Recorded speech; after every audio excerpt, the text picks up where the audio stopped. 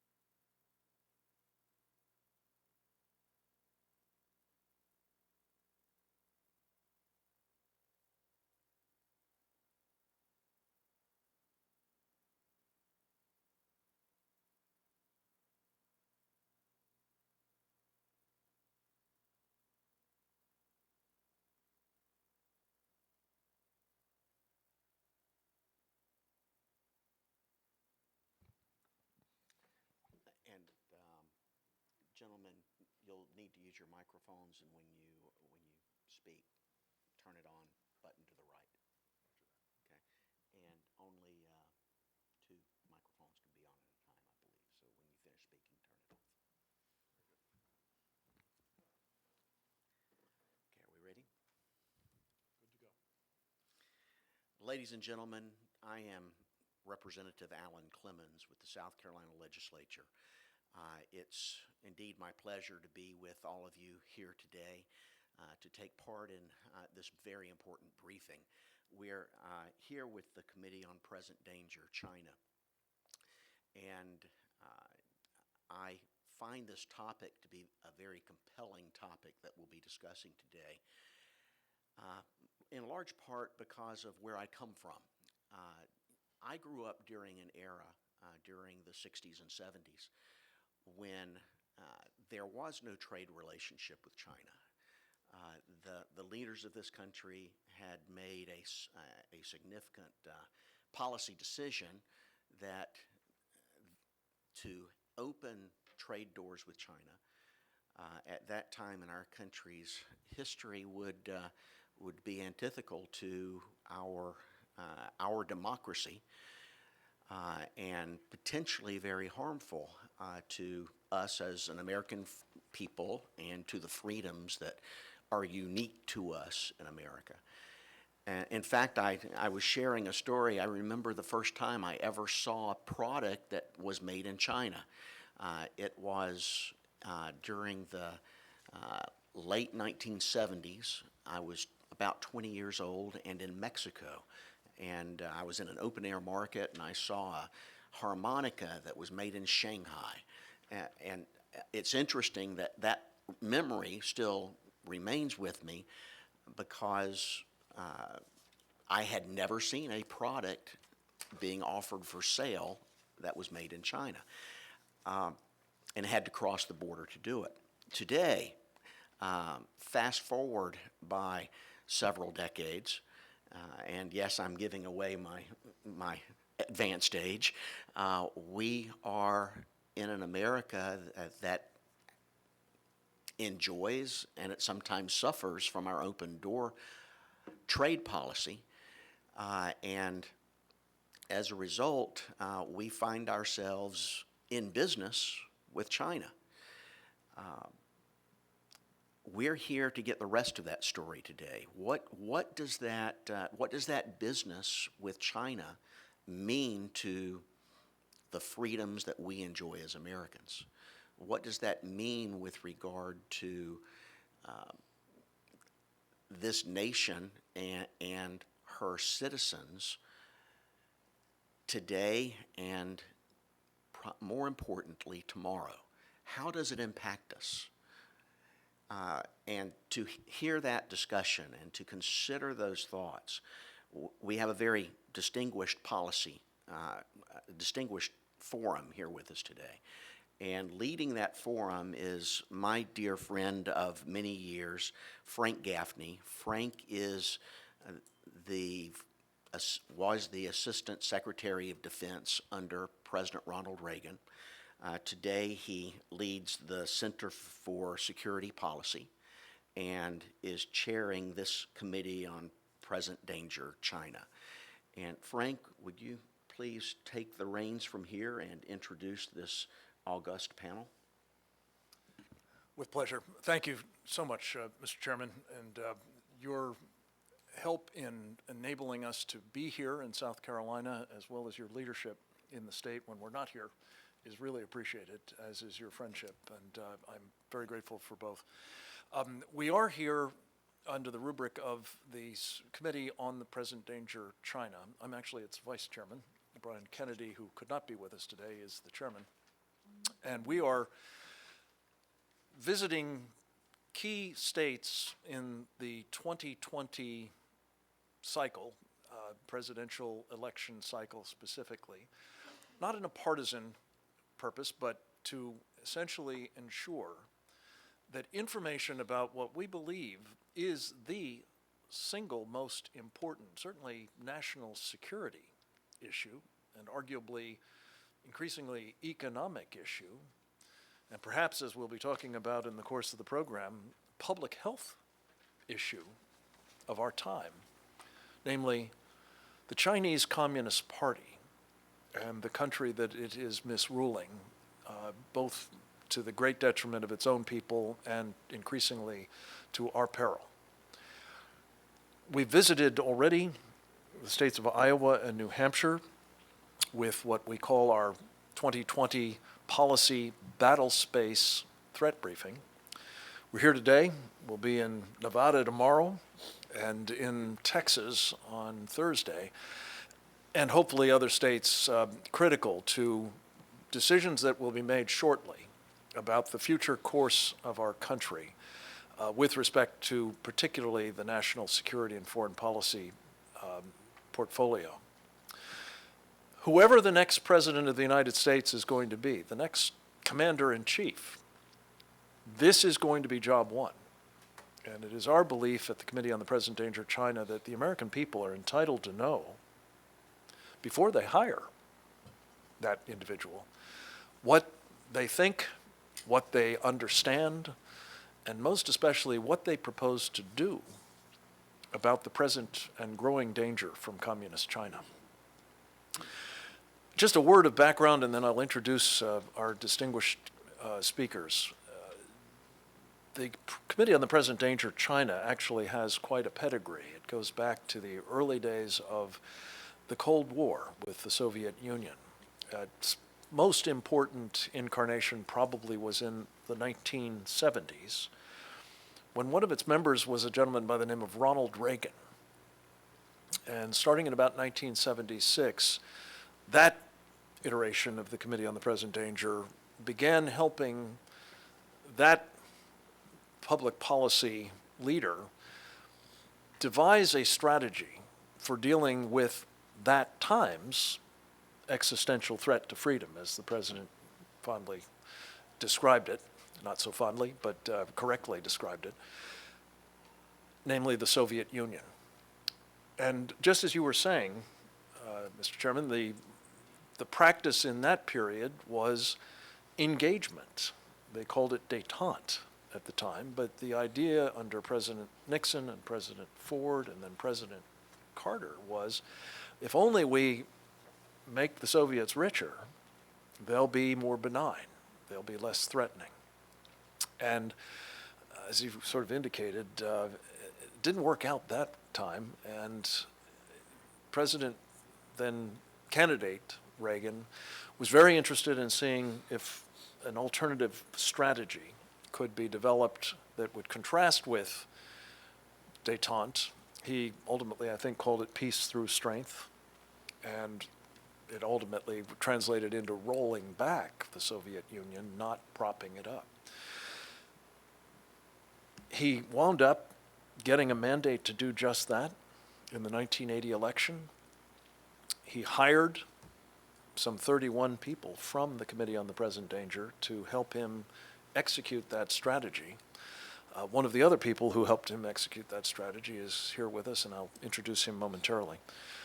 But the point is that the rest, ladies and gentlemen, is history. As a result of the work in part of the Committee on the Present Danger and the policy makers that it supported, we wound up adopting a different approach, and millions, hundreds of millions of people, in fact, were liberated. And that particular existential threat was taken down. Which brings us to today. I think, as we will describe in a succession of comments and analyses, the threat posed by communist China is, if anything, vastly greater than was that of the Soviet Union in its heyday. And we're here to try to help policymakers of our time, both at the national level, these presidential contenders, but also here at the state level, why we're so privileged really to be with you and to meet with the people that you've helped open doors for us with today, Chairman Clemens, to have a conversation about both the nature of that threat and the incredible reality of how it is being underwritten by us. We'll talk a lot about that in the course of the program. Let me introduce at this moment, though, our first presenter. He is a remarkable and very accomplished retired Marine Corps Major General by the name of Michael Regner. He became known affectionately to his troops as Iron Mike. And through his time in combat and through his leadership in the Marine Corps, he managed to become, I think, really an iconic Marine general, which is really saying something. He has served in a whole host of capacities, including, as I've mentioned, in virtually every combat theater there has been in his time in service. These days, he is a mentor to the Marine Corps, a senior advisor to the Marine Corps League, and a member of the National Medal of Honor Foundation Board. It is a privilege to have him with us, and General Regner, the floor is yours. Fire for effect, sir. Yes, sir. Fire for effect is a great term to pass on to a Marine, because a Marine always says, first and foremost, protect America's seed corn, protect America's most precious resource, and that's the young men and young women that make up the armed forces. I spent 40 years in the Marine Corps on the active ranks doing just that, protecting America's most precious resource, making sure they had the ability, if in fact our elected leadership put them into harm's way, they had every resource available. And that's why when I heard about the opportunity to present today to something as important as getting national security correct, getting the resources in the hands of those individuals that in fact have to take on and institute the policies by our, again, elected officials. I jumped at this opportunity. Now, as a career military officer, it's always important to study the tactics, techniques, and procedures of any potential adversary. And whether you're a second lieutenant in any branch of the armed forces or a young private or corporal coming out of an NCO school or a staff NCO school, I'm very pleased that we study all of our different adversaries. Yes, we also are going to hear from brilliant people today on the cyber technology, the mechanical learning, the artificial intelligence. All of these terms must be known, because as I frequently speak at either the Army War Colleges, Marine Corps War Colleges, as I will next week, I always let them know that a true solution does not have to be a kinetic solution. What you'll hear today may probably sustain any type of victory we have over any adversary, because it'll likely be a non-kinetic solution. Now, in my recent past, I was the Operations and Plans Officer for the Republic of Korea, the Combined Forces Command. And during that time, I was the plans officer, and of course, in that area of the world, Republic of Korea, you have to study all of the challenges, but you also have to study who is providing the resources to, in this case, North Korea, the DPRK. And everyone who's probably aware of the relationship between the North Koreans and the PRC, People's Republic of China, realize that they are totally aware of each other's capabilities. And although both countries have their own independence, they heavily rely on each other. Well, as the plans officer and the operations officer for some great Americans and our great allies, it became incumbent upon me to study all of the different skill sets.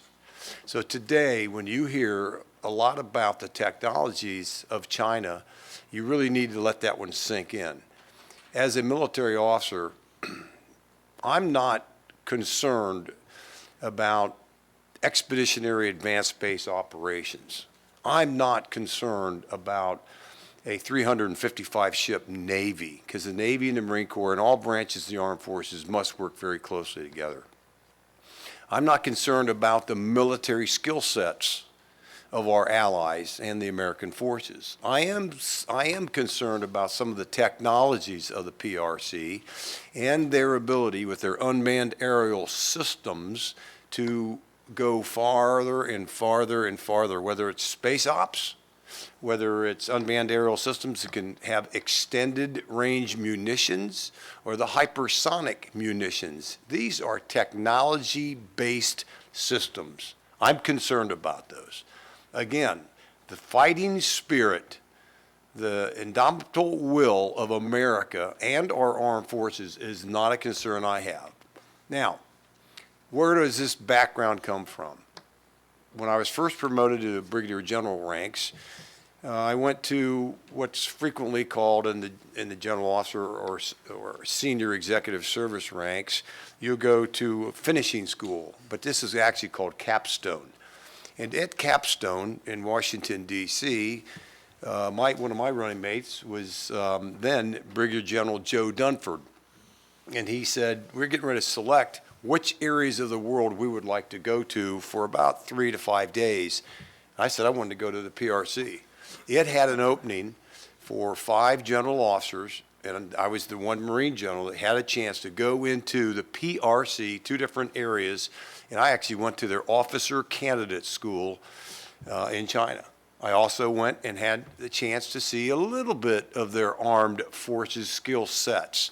I said, whoa, very, very open. We don't always open our officer candidate school or some of our resources to the PRC. They're here automatically in some type of, I'll just say, discrete manner. But when the PRC puts out every year or every other year their air show, much like the Paris Air Show or our own air show at some of the different areas in the United States, it's uncanny. The equipment looks so exacting to the American equipment. Now, that's very interesting, whether it's an amphibious tractor, an aircraft, a truck, some type of long-range artillery or unmanned aerial system. But they're very open about it. In fact, it's about a 200-slide presentation presented at the different war colleges that I had a copy of last year that I actually showed to the Marine Corps War College, and it was amazing of that type of equipment. That's on the military side. When I was a few years back, I worked in Afghanistan as the operations officer for the whole country. And in that time, we had a ring road that was under development around the entire country of Afghanistan. It was going to build, first and foremost, economic stability and security across the whole country. And it was a good plan. It's very tough under a terrorist threat to build a road network. And it was very similar to a term that we know of called the Ring Road Initiative of China that wants to reach out economically, but economically can be cloned or cloaked as a national security issue, because through economy you will have a level of security. So when the PRC wants to go to 70 different countries across the world and establish an economic base in their Ring Road Initiative, it's very similar to what we tried to do in Afghanistan with our Ring Road to establish economic security. We wanted to establish security. We wanted to have medical and educational resources provided to the people. But during that time, as the operations officer, I noticed that elements of the PRC were coming into Afghanistan and working with the Afghanistan government for the removal of precious metals, chromium. Because Afghanistan, unfortunately, does have some security challenges, but every day we might see more movement towards security and stability with the Taliban. We don't know that. But what I did see engineers from the PRC in the innermost areas of Afghanistan working on trying to get precious metals. I noticed, though, after a year, that most of them were gone. It was almost like they did strip mining. And so for my colleagues on the table today, I will say, as a military officer, a career security officer, I look at the diplomatic, the information, the military, and the economic phase of warfare and security, DIME. What I saw in Afghanistan was a quick win and a quick departure by the PRC. And so for the audience today, I would say, if the PRC does get economically involved in a particular country, I have yet to see their ability to sustain any type of economic stability, which they will promise, military security, which they will promise. Now, in some of the littoral areas of the PRC, yes, they may have a new island tomorrow built from the different types of machinery. But will they be able to reach out? Will they be able to sustain past their own borders? I'm not sure that I have seen, both in my trips to China, what I've seen in some of the military, some of the countries where they've established a little bit of economic stability and minimal military security, that they would have the ability to sustain. But again, back to my opening comments, sir, my concern is some of the technology, the unmanned aerial systems, the great distances with kinetic, non-kinetic, ranging systems, and what they may do up in space in regards to military. That will concern any military officer. So thank you a lot for giving me this opportunity to just voice some of my concerns with the PRC and their military structure, which seems to be growing by leaps and bounds every year. Thank you. Well, and as you said, General, it does seem as though they're growing with some of our capabilities, enabling that kit to be that much more formidable. We'll I'm sure, come back to that topic in due course. Again, thank you for your service, sir, and for your participation in this program. Next, as mentioned, we have with us an individual who played a very important role in the effort to take down the Soviet Union, working as a member of the National Security Council under President Ronald Reagan. Roger Robinson served as the Senior Director for International Economic Affairs and was really, I think, one of, if not the central architect of the economic, you mentioned DIME, General Regner, the economic warfare component of the Reagan strategy. These days, he is working in several different capacities. He is the chairman of RWR Advisory Group, the president and CEO of it, and the chairman of the Prague Security Studies Institute, PSSI it's called. He has been instrumental in doing the sort of research that has really informed much of the Committee on the Present Danger, China's focus on the threat posed to us by the Chinese Communist Party and its various corporate manifestations entering in and benefiting massively from our capital markets.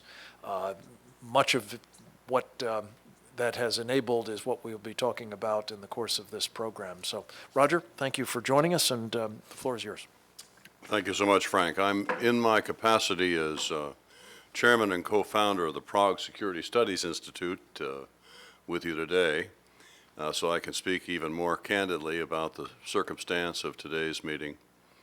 I've had the good fortune to speak at several of the committee's presentations, and delighted to be in South Carolina today. And Alan, I want to thank you again for your hosting this event.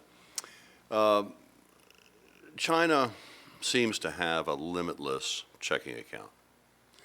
They go around compromising countries in their neighborhood, whole regions with Belt and Road, and continents if you look at Africa. So it's a question mark as to where this money's coming from. They don't really touch their $3.1 trillion in reserves because they need that mountain of cash to deter Western companies and banks from performing any real diligence on their financial situation. If you look at a pile of money of that scale, you figure you can just waive that particular requirement, and that's what's happened for, in my judgment, about 25 years now. They don't use their $1.1 trillion in Treasury bills from the U.S. So it is a question as to where do they seem to have dollars in this volume. You know, they don't have a convertible currency. That they shared with the Soviet Union, or whether it's rubles or RMB or their other word, yuans.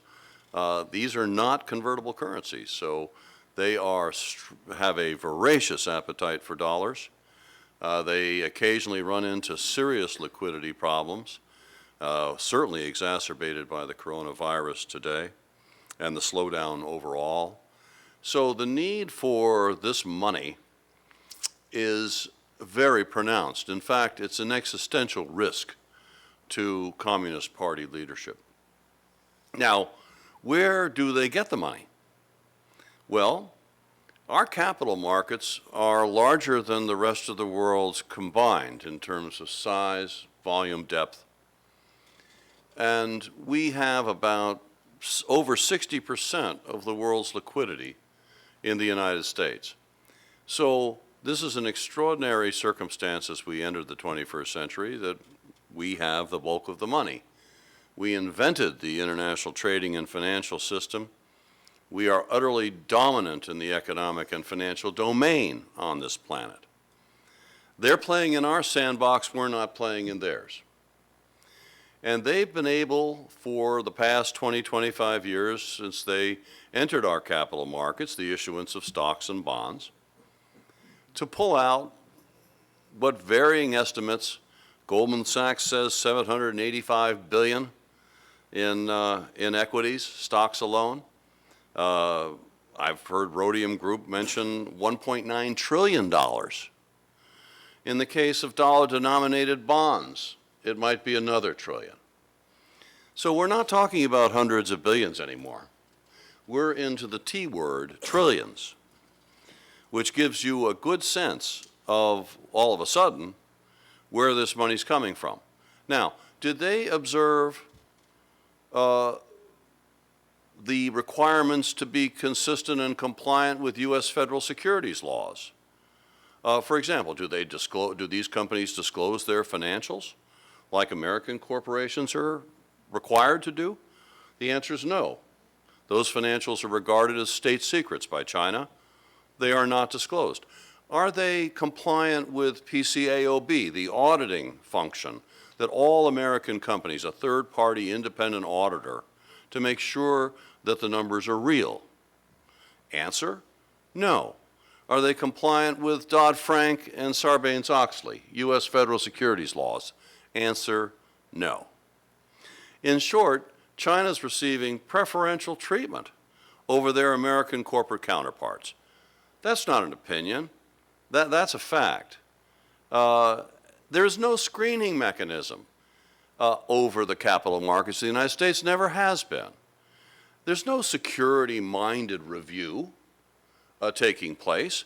Look at our CFIUS structure, the Committee on Foreign Investment in the United States, that was strengthened recently by the FIRMA legislation. Okay, it's not perfect, but at least we're taking a look at Chinese foreign direct investment in the United States to make sure that it's not contravening vital U.S. security interests. Do we have something like that with the money? Answer, no. Is anybody really performing due diligence on the nature of the Chinese companies coming into our markets? The answer is no. Have we allowed in egregious national security and human rights abusers among those enterprises? The answer is yes. And I can give you chapter and verse, if we had the time, on exactly what companies we're talking about. These are not opinions.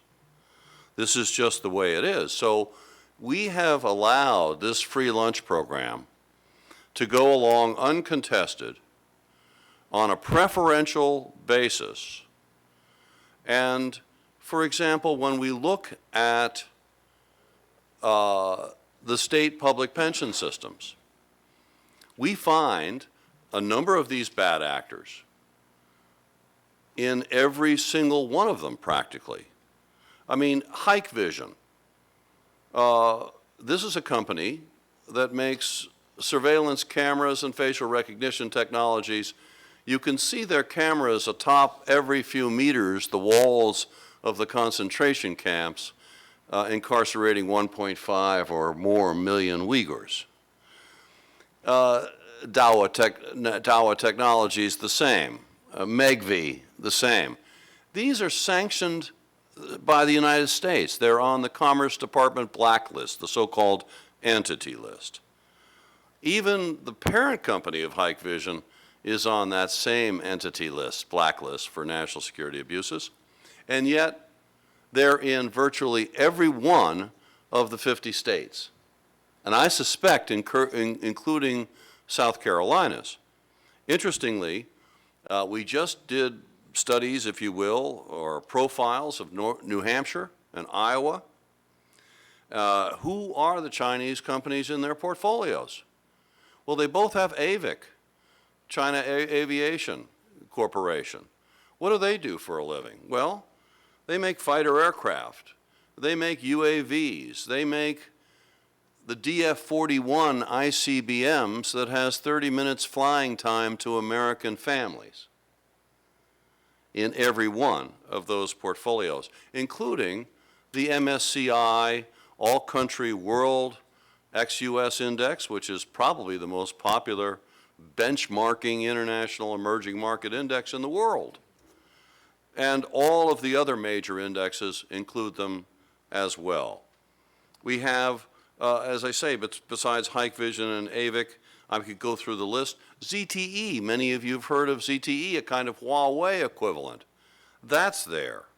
State Grid, which is the State Electric Grid Operation, which is PLA.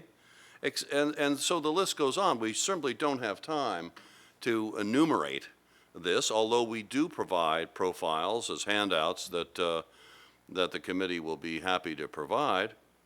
But when we looked at South Carolina, and we contacted the South Carolina Public Employees Benefit Association, Benefit Authority, I'm sorry, that manages the 5 defined benefit plans of this state, which is invested by the South Carolina Retirement System Investment Commission. They came back and politely said, sorry, we can't share that information with you. We can't share the list of companies that are owned by the public employees of South Carolina. That's against state law. And I could even give you South Carolina Code 3440A, to be precise. So isn't it curious about that level of non-transparency? I don't recall another state in the union that has made it illegal to provide that kind of data, which should be obviously publicly available. There may be another state out there that does this. They make it hard to get. You have to FOIA them. They're not anxious for folks like us to review that portfolio. I'll say that. But this one is particularly sad to see, and we hope to make progress in possibly making a change there. So let's take a look, in other words. So the diligence here is going to be key. Even the Federal Retirement Thrift Savings Plan, which is where 5.8 million federal employees have their $600 billion. This year is scheduled to transfer their entire international portfolio to the MSCI All-Country World ex-US Index that has some of the very companies that I've mentioned. Oh, and by the way, just as a sidebar, 5 U.S. sanctioned Russian companies as well. Sanctioned. You're not allowed to do business with them by law, but you can invest in them and you can fund them. Now explain that. How does that work? We use sanctions to penalize companies. Being able to have the prestige to be in our markets is a reward, not to mention the funding itself. It's inviting them to raise funds from unwitting Americans. Are those facts disclosed to Americans at the very least? Answer, absolutely not. So isn't it interesting that we have never, I suspect that the people listening to this video have not had one exposure to this issue, not one article, not one congressional hearing, not one NGO agenda item, not one cocktail conversation, not one sidebar meeting with state or federal executives, including the interagency process of the United States until it was forced through embarrassment recently. So the point being that why is that?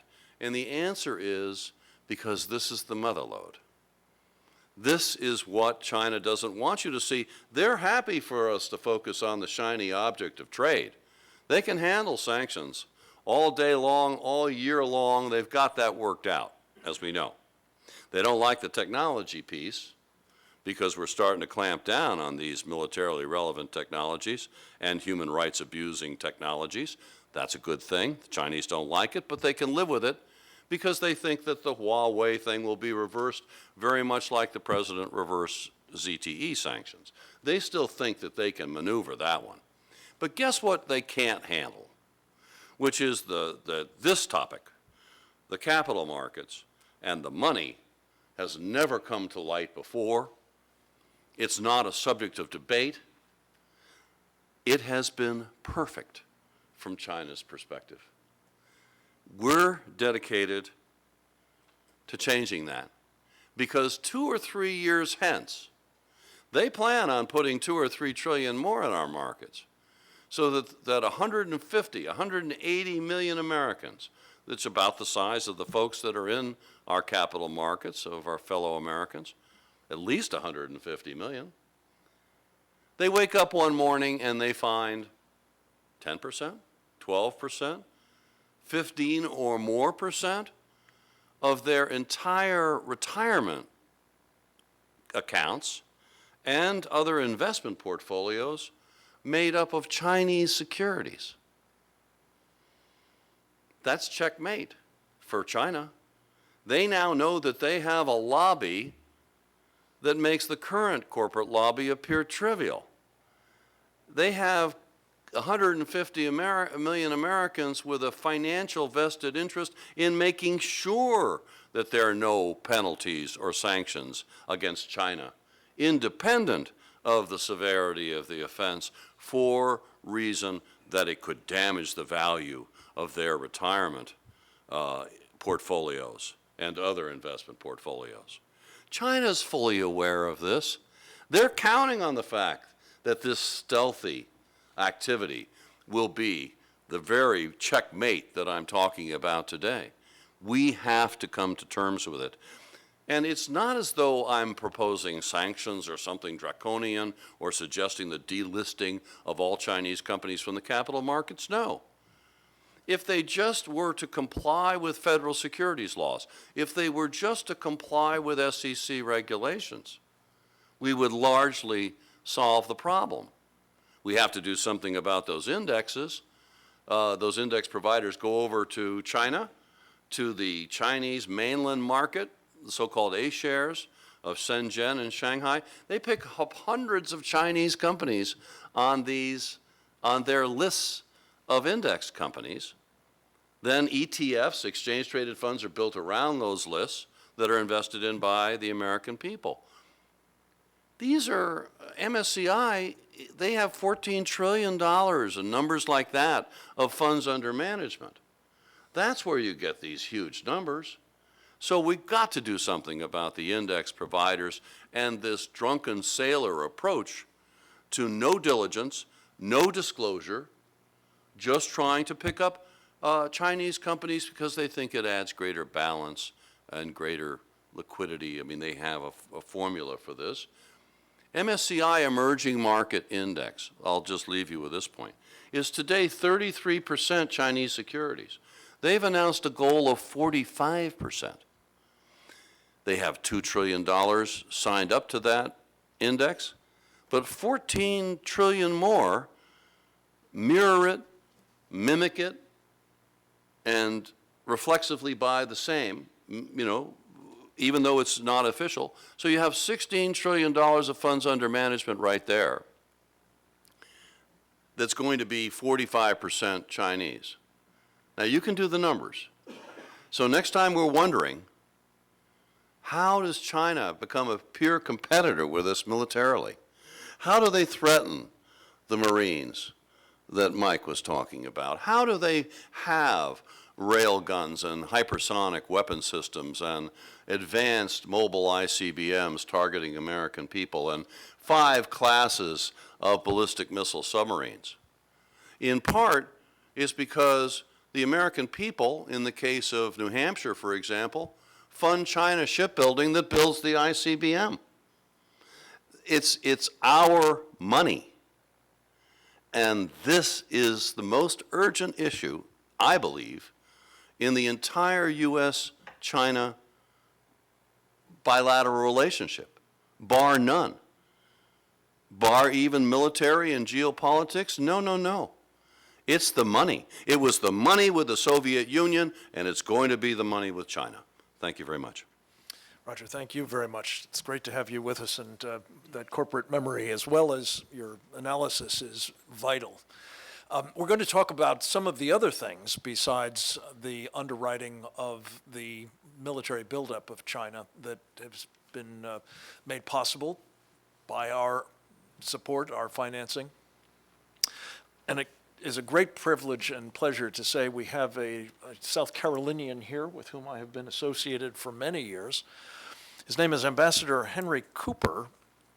He has an incredible resume of accomplishment and service both in uniform of the United States Air Force and in civilian capacities, including as a civilian in the Air Force and as an assistant director of the late and, I must say, unlamented Arms Control and Disarmament Agency. He also was President George H.W. Bush's director of the Strategic Defense Initiative, and these days runs an outstanding organization, High Frontier, and is working here in South Carolina, among other things, on trying to protect our electric grid against enemy action and other kinds of disruptions.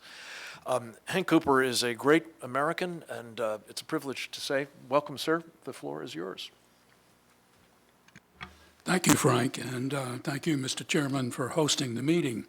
Frank, I think the first time I met you, I was in the Air Force Secretariat overseeing our strategic and space systems, and you were working for Scoop Jackson. And you and Richard Pearl then moved over, and then we worked together on arms control matters. And today I want to talk a little bit about the arms control world as well as getting to the space issues.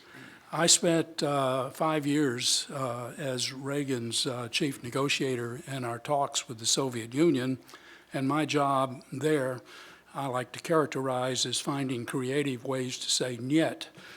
This is one of the places we got enormous leverage, and we got it because American technology was such that the Soviets could not compete with it, and that played hand in hand with the work that Roger and others were doing as a part of Reagan's overall strategy, peace through strength strategy, rebuilding the military and basically underwriting the systems development activities that made it clear to Gorbachev when he finally got there, when Reagan said he couldn't figure out who to negotiate with, they kept dying on him, their leaders did, which was true.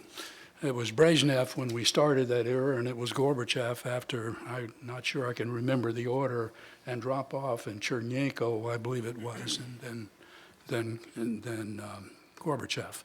In any case, that is where we got our negotiating leverage, and it's why Maggie Thatcher has on occasion said SDI won the Cold War without firing a shot, which may be a slight exaggeration because it wasn't that alone. It was the economic issue overall that was the deal.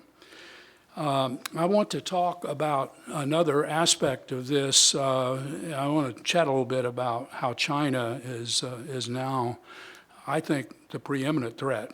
Secretary Esper in the Munich summit over the weekend said they were threat number one, Russia number two. Now, and I agree with that. I viewed that to be the case for some time, and it's largely because of China's exploitation of technologies to challenge us head on a number of issues. And I think this is something that we have to pay close attention to. When Frank and I were working arms control issues, one of the first things we worked on was something called the Tsongas Amendment. Do you remember, Frank? Tsongas was a Massachusetts senator, and he had sponsored an amendment that made its way through Congress that basically prohibited us from testing the F-15 launched anti-satellite system that actually I'd overseen while I was working with the Air Force. And we were successful in getting that done. And as soon as it was successfully demonstrated in 1986, it was really an impressive thing that caught the Soviets' attention because they couldn't compete with that either.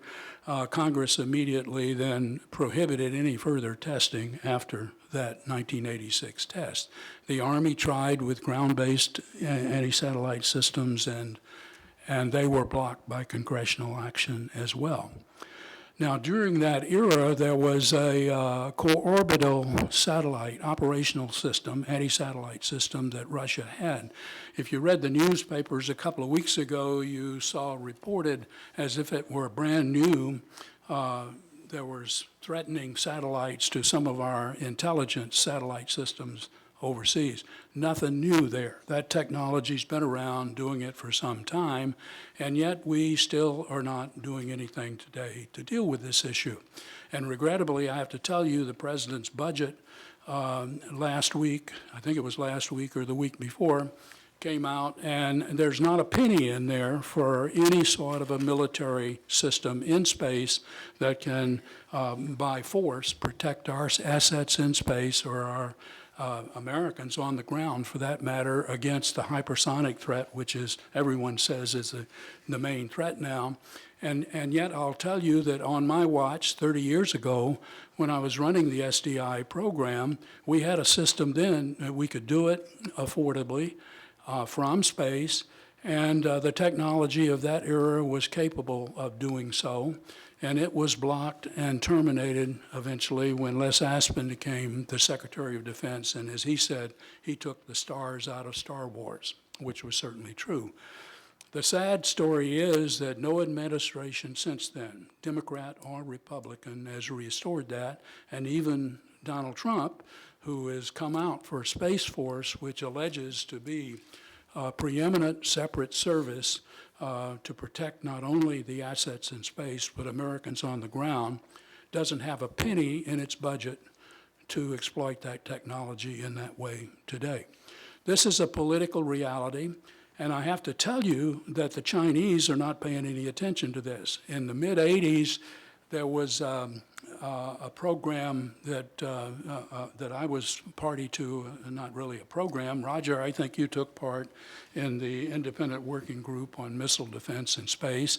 And if you want to go look at it, you can go to our webpage and you can find the report from 2009, I think was the most recent one. And we talked about how the Chinese were really exploiting the SDI technologies, which we had taken off the table. We fired the technologists who were working on those programs inside the Pentagon and dispersed those in the private sector at the Boeing Company and Lockheed, in those days now part of Lockheed Martin, TRW and Hughes. All those companies that were working those technologies were deferred and sent off to do other things, and as far as I know, they still are. So China, during this period, managed to get that technology by way of Surrey, which is a little company in England, and they have exploited it, and they now have capabilities that are superior to ours. As a friend of mine, Steve Quast, has noted in talking about the space threat issue, we're playing catch-up to China now. It is not a straightforward competition where we have equal capabilities. We are behind, and we should be frank about that with the American people. And the folks here in South Carolina need to understand that. And we need to redo, a re-over, if you will, of Reagan's attitude about these things. President Trump says America first. I believe that's what he wants, but unfortunately the people that are working for him have not given it to him. As you may know, Jay Raymond is a Clemson graduate. He is now the commander of U.S. Space Command. If you have ways to get to him and shake his head a little bit and tell him to pay attention to these issues, it wouldn't hurt. You mentioned Joe Dunford. Joe Dunford, I've known him and worked with him when he was chairman of the Joint Chiefs. We now have a new arrangement there as well. I don't know the new people, and I don't know how receptive overall they will be. General Hyten, who is the vice chairman of the Joint Chiefs, understands this issue. He understands the EMP issue. He's a former commander of Air Force Space Command as well as STRATCOM. And if he's given the freedom to deal with this issue, I believe the Defense Department can do smart things. And that's not only to deal with China, it's with a whole bunch of other threats as well. But again, I agree with Secretary Esper yesterday. Our number one threat is China, and we need to pay attention to it, and I hope South Carolinians will as well. Thank you. Mr. Ambassador, thank you so much. I did neglect to mention that ambassadorial role among your other accomplishments, but we worked closely in it. I shouldn't have forgotten. We are joined by another distinguished military officer, a man who is a helicopter attack pilot, a man who has some 5,000 hours in the cockpit, a man who has led the National Guard here in South Carolina with great distinction over some 30 years of service, rising ultimately to the role of Assistant Adjutant General for the South Carolina National Guard. His name is General Les Eisner, and among his other accomplishments, he has in recent years been the Deputy Director of the Office of Economic Engagement at the University of South Carolina. General, it's terrific to have you with us. I know you've spent much of your career focused on some of the technologies that we've been touching on here. I'd be particularly interested in your thoughts about what China has been doing in the space of cyber warfare, 5G, espionage in this regard, and the like. If you would, over to you. Thank you, Frank. It's my honor and privilege to be here today. Most recently, the Secretary of State, Mike Pompeo, made a comment. He said, the Communist Chinese Party represents the central threat of our times. Pompeo said this just a few days ago in London at the European Union. As the UK and some of our other European allies are operating in guidelines dealing with 5G wireless networks with such Chinese companies as Huawei, and it's pretty dangerous, and I'll get into some specifics here momentarily. The good and the bad is in 2020 and beyond, we live in a digital ecosystem. We live in the Internet of Things. We're connected. We have a global technology market system. We collect daily in bad and good ways petabytes and petabytes of data. Unfortunately, the Chinese, the Communist Chinese Party, do it in a very malfeasance kind of way, where they would try to dominate either the Pacific Rim or dominate the economic market. So I want to talk to you a little bit about that today. I have a background in cyber as well as economic warfare, so it blends well with some of the other presenters. Secretary of State also recently has spoke to the governors. Well, why would a Secretary of State, other than having the opportunity, why would he speak to the governors of the United States of America? It's because in the cyber domain, in the connected space, the Internet of Things, the Chinese government is insidious in every state, every nook and cranny around the U.S. and our territories. And he wanted to awaken the governors to what's going on economically, a cyber threat base. And so it's pretty important.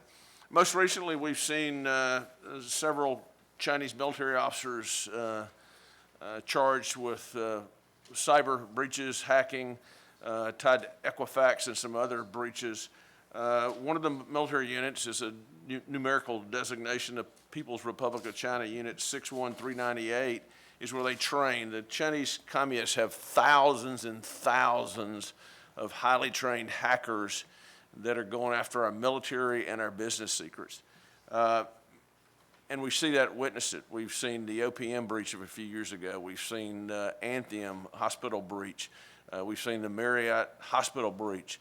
We're giving the the farm away because we are not securing our data in this digital domain, whether that data is out of Wall Street, whether that data is in corporate America, whether that data is within the DoD domain. Other people have alerted to us.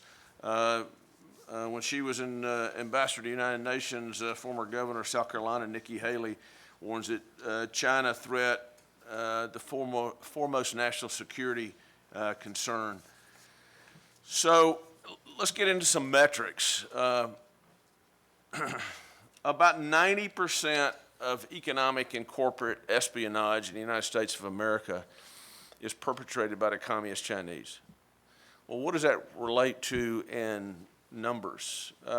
Recently, the Department of Defense came out and says on an annualized basis, that cost the U.S. economy about $600 million a year, and there's a loss of 500,000 plus jobs. Not to mention when they're stealing corporate secrets, intellectual property agreements, they're stealing our thoughts, our ideas, and our future dominance in the technology space.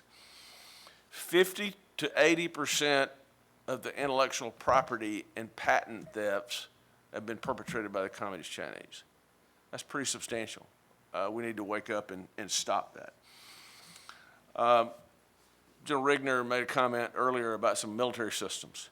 If you look at a picture of a Chinese J-30 fighter, looks remarkably like the F-35 fighter.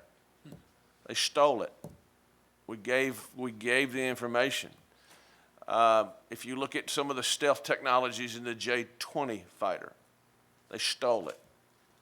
How do we stop that bleeding so that we maintain our dominance as the greatest nation in the world in the face of an adversary that's got a long-term goal of, one, dominating the Pacific Rim and really becoming a peer in the economic domain, in this digital domain we live in.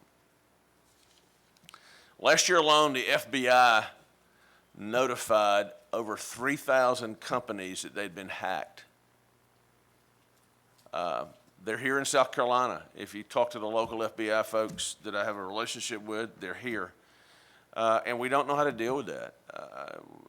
The complexity of the chain of the cyber domain, we've got to tighten up. Just recently, the Department of Defense is starting to identify standards that all DoD contractors have to live by to do work with the Department of Defense and the federal government, which is a positive step forward in this very complex world we live in.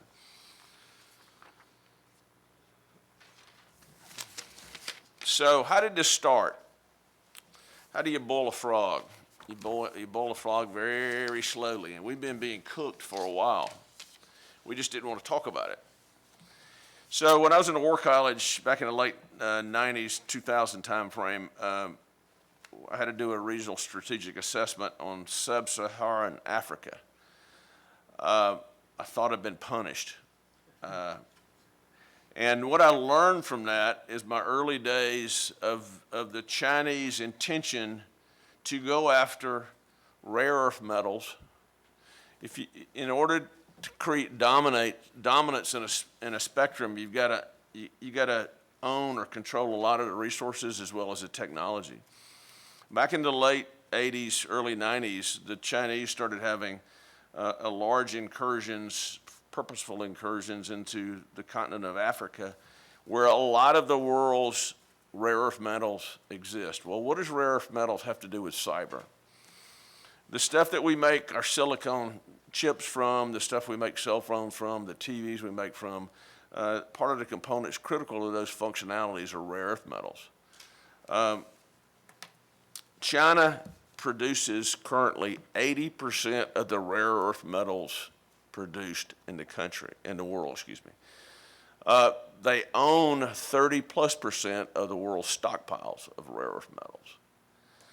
Well, okay, so they've got some of the components that go into the systems that build the cyber domain.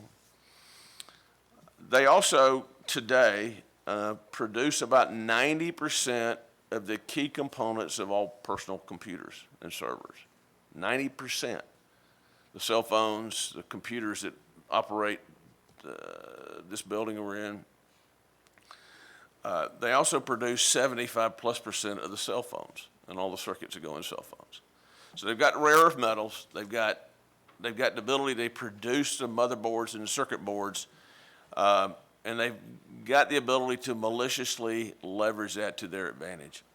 And that's obviously, back earlier I said, when Secretary of State, when John Bolton made comments, when Ambassador Haley made comments, they're concerned about the magnitude of the problem.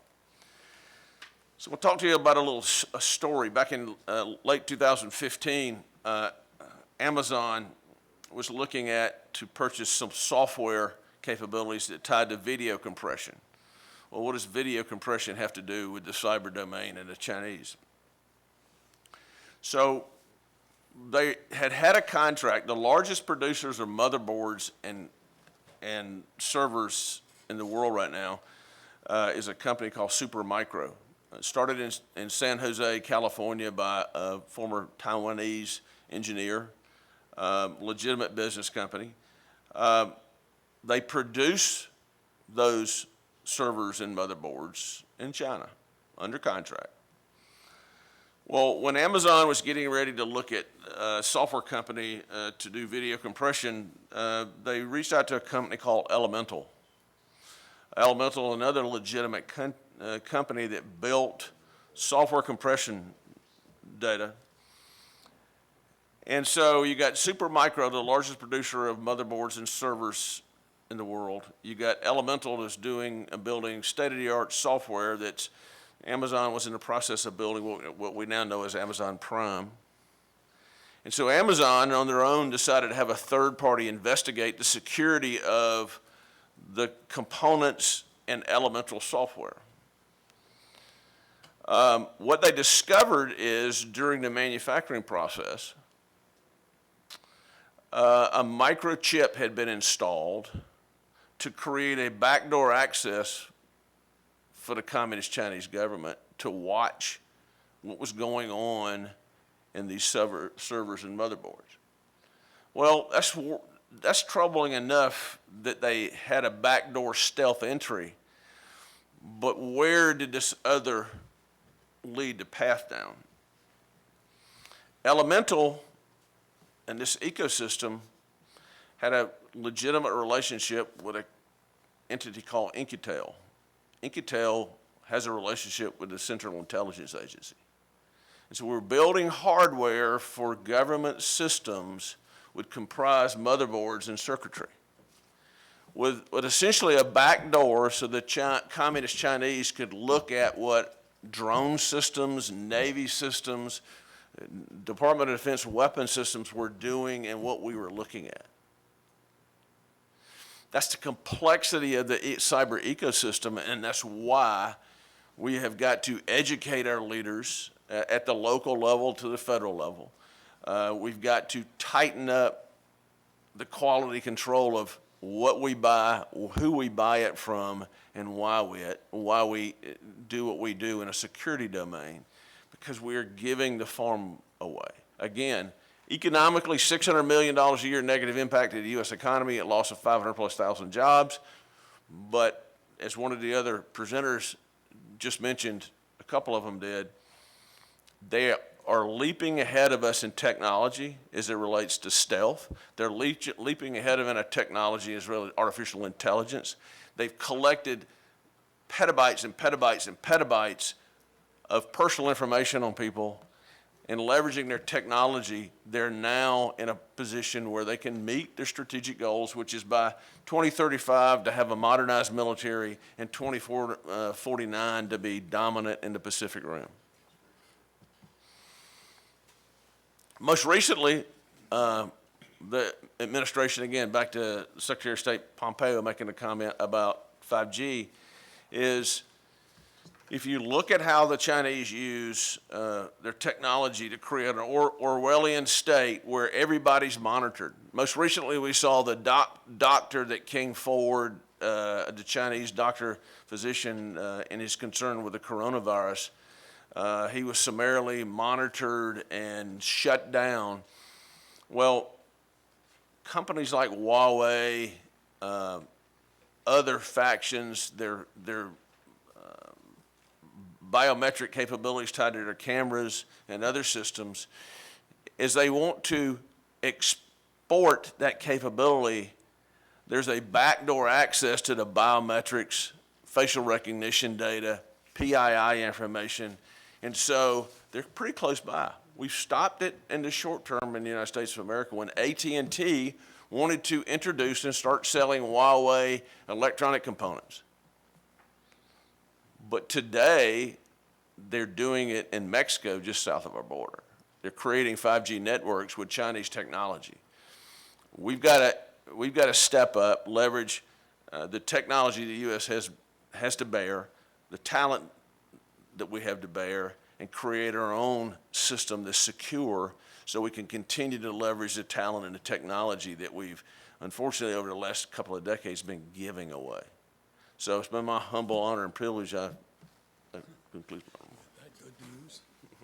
General, thank you, for your service to our country, which continues right up to this minute. We're very grateful to you for those comments. And the array of problems that you've just put forward that add greatly to the understanding, I hope, of what a challenge we are confronting from China here in the United States and with our interests around the world. Our last speaker is going to bring another component to this topic of the challenge, the present, the growing danger from China. His name is Dr. Sean Lin.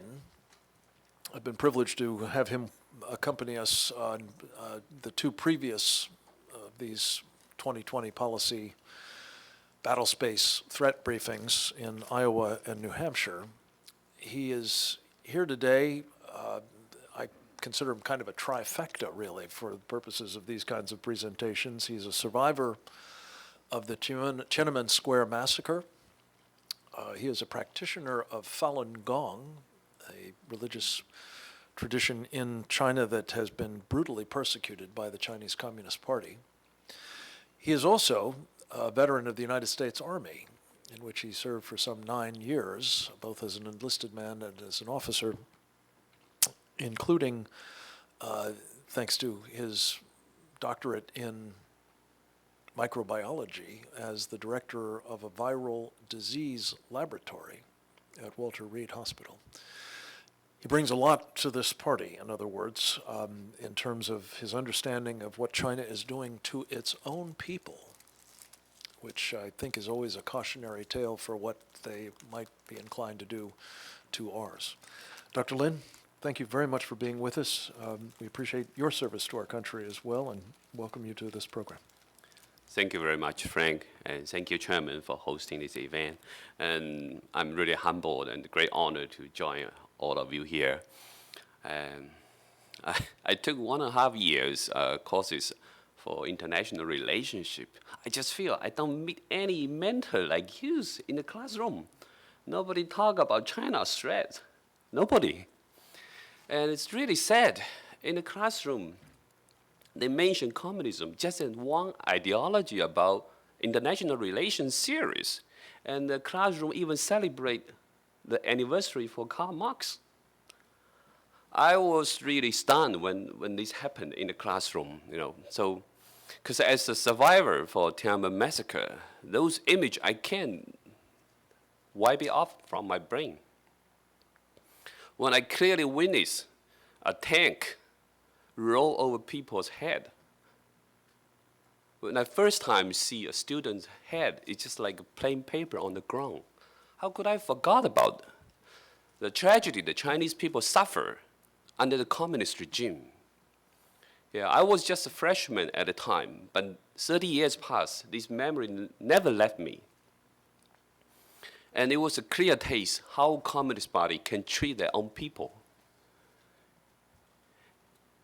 And then after 1999, 10 years later, another big wave of persecution happened, and this time to Falun Gong practitioners. And Falun Gong is an ancient Chinese meditation system, kind of like Tai Chi and yoga. So people doing just peaceful meditations and following guidance of truthfulness, compassion, and tolerance to improve themselves. But even such a benign practice, when it outgrow the Communist Party, the dictator in the communist regime decide to crack down the whole group. This is putting hundreds of million people on the opposite side of the government. And one of the evil practices that's been exposed is the Chinese regime has taken advantage of this situation of the persecution when they incarcerate millions of Falun Gong practitioners in the prison, in the labor camps, in the detention centers. Now they suddenly have a huge bank of live organs. So Chinese government sanctioned a state-run organ harvesting industry. So they went to these labor camp detention centers. So they give blood testings, tissue matchings for these prisoners of conscience. People were really surprised. I have practitioners who came out of prison. They were surprised. They were torturing me the other day. Why they give me a full body exam? Right? What's the purpose for giving me a health check when you torture me? So only when the truth being exposed, people were stunned because they collected this information systematically and built a nationwide database. So at the beginning, it was military hospital engaged. And then civilian hospital also joined in because of huge profit in its organ harvesting business. So Chinese transplant center booming after the persecution of Falun Gong started. And you will see on the Chinese transplant center's website, they advertise, come to our transplant center. Within 2 weeks, 4 weeks, you can get a kidney transplant. And 2-3 months, you can order a liver transplant. So this is a care on demand system. People go to China for transplant. It's like organ tourism, right? And they were really surprised. You can even order an operation date. So you know someone who will give you a liver on that day. And how did Chinese government do that? Because they can use the military system, they can use the judicial system, use the police system, all the system collaborated and go to a prison, go to a labor camp, kill one person, and then take the organ and then do the transplant in the name of saving the other people. So it's using the most respected profession, the medical society, to do this evil crime. It's really a stunning situation in China. It was such a rampant business, state-run enterprise in the nationwide scale. So when the independent investigator, human rights lawyer David Mathers from Canada saw this situation, he said, this is an evil the whole earth have not witnessed before. But this is just one example how communist regime treat their people. That's why it's really sad to see a policy change in the U.S. government in the past few decades. You know, as a dissident, as a survivor from the persecution, it just feels so sad that a lot of the misunderstanding about the communism actually happened in the U.S. society. So, for example, some people they call them panda huggers. Feel like such a benign term. But actually what you are hugging is communist regime, communist party member. You are not really hugging a panda, right? Because it's very successful brainwashing technology in China is branded the communist regime together with China. What is party versus what is the country? What is the people? They totally mix it together. So people are confused. So through generation of brainwash, Chinese government always tell their people, tell the younger generation, you must love your homeland. That means you must love the Communist Party. Any criticism against the communist regime is criticize China. And these ideologies are so spread out to worldwide.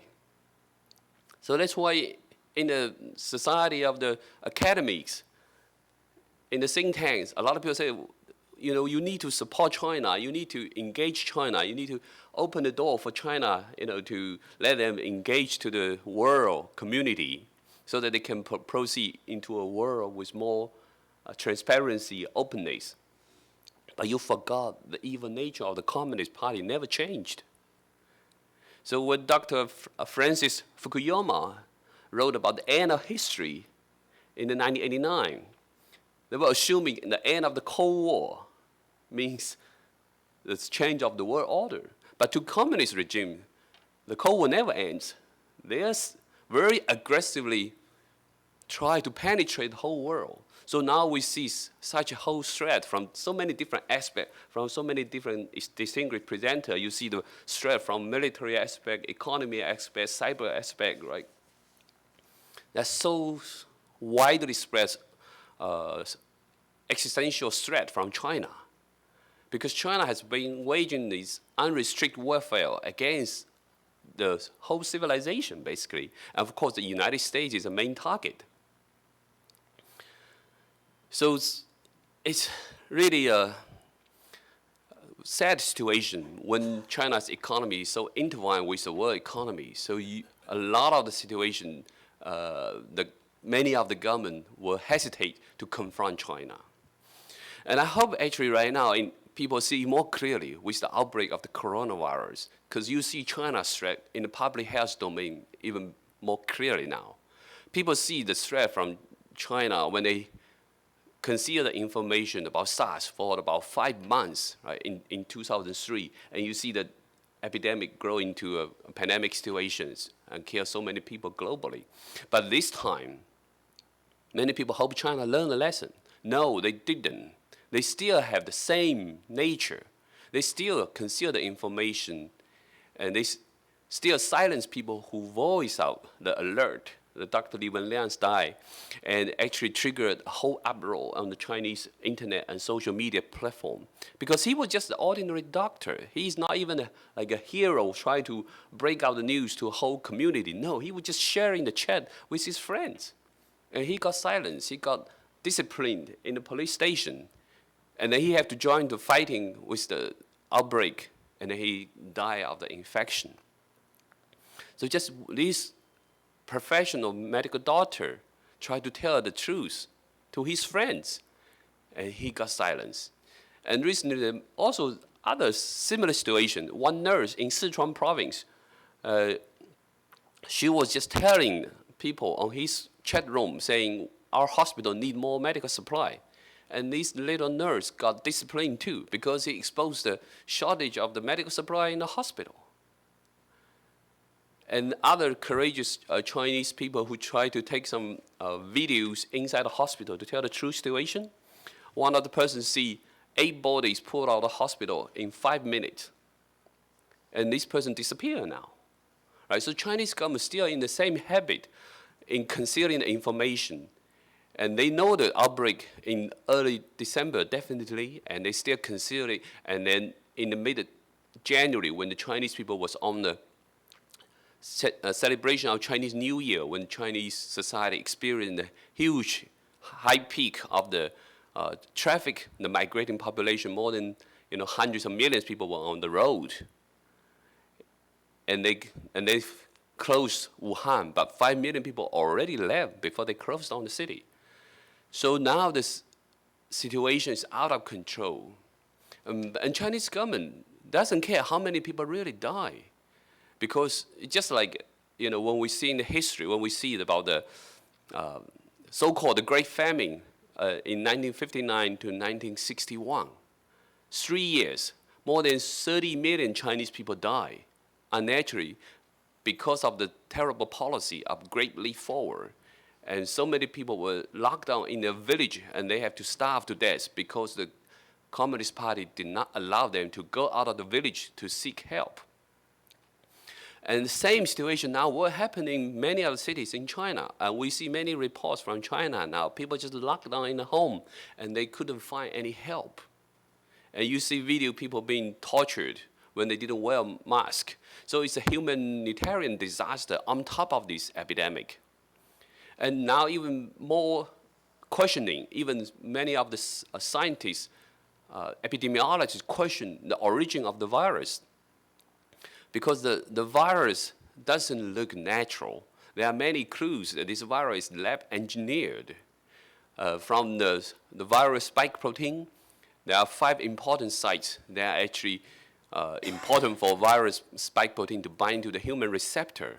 But 4 of them has very interesting mutations, and it still conserves the conformation for binding the human receptor. That usually doesn't happen naturally. And also one of the virus protein, the envelope protein, was conserved 100% when this virus compared to a SARS-like bad coronavirus.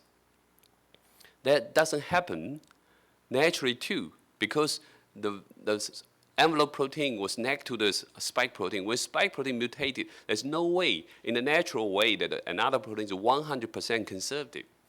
So there are a lot of suspicion on this virus lab engineered. So definitely people questioning about the Institute of Virology in Wuhan, and this institute has strong collaboration with Chinese PLA Medical Institute. And they are co-localized, and also this institute has the P4 lab, which was supported, built by the French government. And it was clear from the media report now, the Chinese government actually changed the design of the P4 lab, and even build more lab than what is on the contract allowed it. So there are huge military interest in building additional biological weapons in China. Whether this novel coronavirus is a bioweapon or not, even if simply is a lead product from the laboratory, it's a disaster that created by the Chinese government. And now the Wuhan Institute of Virology is actually controlled by a major general of top bioweapon systems in China. Her name is Chen Wei. So it tells the world more clearly that Wuhan Institute of Virology is not just a civilian academy institute. It's now under military control. So there are more information that the Chinese government still try to conceal. The experts from the WHO now finally enter China, but they didn't go to Wuhan. The Chinese government only allowed them to visit Sichuan, Guangdong, Beijing, not the epicenter for this outbreak. So what do they try to hide? Right? So the world clearly see the threat the Chinese government present to the whole world by concealing the information. And you can see the example in Japan. Japan followed WHO's guidance. Their public health officer didn't wear the protective gown, didn't wear the goggle, only a mask. And one of the public health officers got infected too. And they didn't know the true outbreak situation because China was not transparent. So the outbreak right now can have the potential to develop into a full-blown pandemic worldwide. So how many people in worldwide need to suffer because Chinese government's corruption and their secret operation? So it's really an alarming situation, not only that we didn't have a full understanding of the nature of the Communist Party, and it's so sad that we see we even have our money to fund it. We're underwriting their operation as well. So I feel this is really a very important historic time that we have this presentation from so many different aspects to show the world the threat the Chinese regime and present it to the whole world. And I think it's very clearly we need to understand the threat is from the Chinese Communist regime, and it's very different from many people's passion for Chinese traditional culture, many people for the Chinese people. The key issue is the evil nature of the communist regime. Thank you. Thank you, Dr. Lin, and thank you for that excellent summation of what we've been documenting here. I did want to just add one anecdote to your list of horribles there. It's reported that the city government of Wuhan, after it became aware of the outbreak, nonetheless allowed an event to be held involving something on the order of 130,000 people. Yes. A potluck dinner, I'm told, and one can only imagine what was in the pots and what was spread about as a result. But it speaks to this this indifference Yeah. to Now the even people in their reports. condition. Now even reports on the social media from the exact community where they hold 100,000 people a potluck dinner, the outbreak there was so severe, the government cannot even handle that community. Well, again, much food for thought. We're going to take a few moments now to discuss some of the things that we've discussed in various ways and various levels in a little bit more detail. And I appreciate very much the wealth of experience here that enables us to do so in a way that I think will be further enriching of this conversation and of the question to which we will ultimately turn, which is, so what do we do about all this? But before we get to that, let me just ask a couple of questions. Roger, we've been hearing from Dr. Lin about the coronavirus and the consequences, the devastating consequences it's having in China. There are some reports that have been emerging about the impact on some of our supply chains. But talk a little bit about, if you can, what the impact has been on the economic condition of China and what that's likely to mean for example, those whose pension funds are being invested in Chinese companies that may well be now suffering some of the effects of this disease. Thank you, Frank. China has very little cushion to absorb the blow of the coronavirus. I think that's putting it generously. They have a property bubble that is about as scary as any financier can imagine.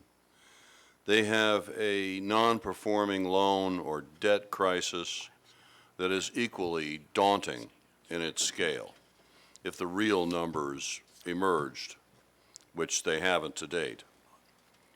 The slowdown in growth of China, combined with what is seen as a unprecedented 100 million people in either voluntary or compulsory lockdown, and the fact that auto dealers and manufacturers and a number of the supply chains, as Frank was mentioning, are now disrupted and are possibly coming to a screeching halt. All of this portends to what you continuously see is a precipitous drop in the quarterly growth rate of China. Very few people are talking about the annual growth rate, but I'll hazard a guess that it's going to shave 1%, 1.5% off of Chinese GDP before this thing plays out, particularly if it doesn't peak until, say, April. I heard it's doubling every 6.2 days in terms of infections. So the point being that if China starts to have that kind of shaving of its growth rate, it's going to make it very difficult for the Communist Party to keep things together. They are already arguably in slow motion economic implosion. They need a growth rate of roughly 7% to keep the overhead sustainable of 1.34 million people. So, as a consequence, when you go back and you remember that the MSCI Emerging Market Index is today 33% Chinese companies, what do we think is happening to the stock value, the share value of those 33%? I can tell you that it's falling like a stone.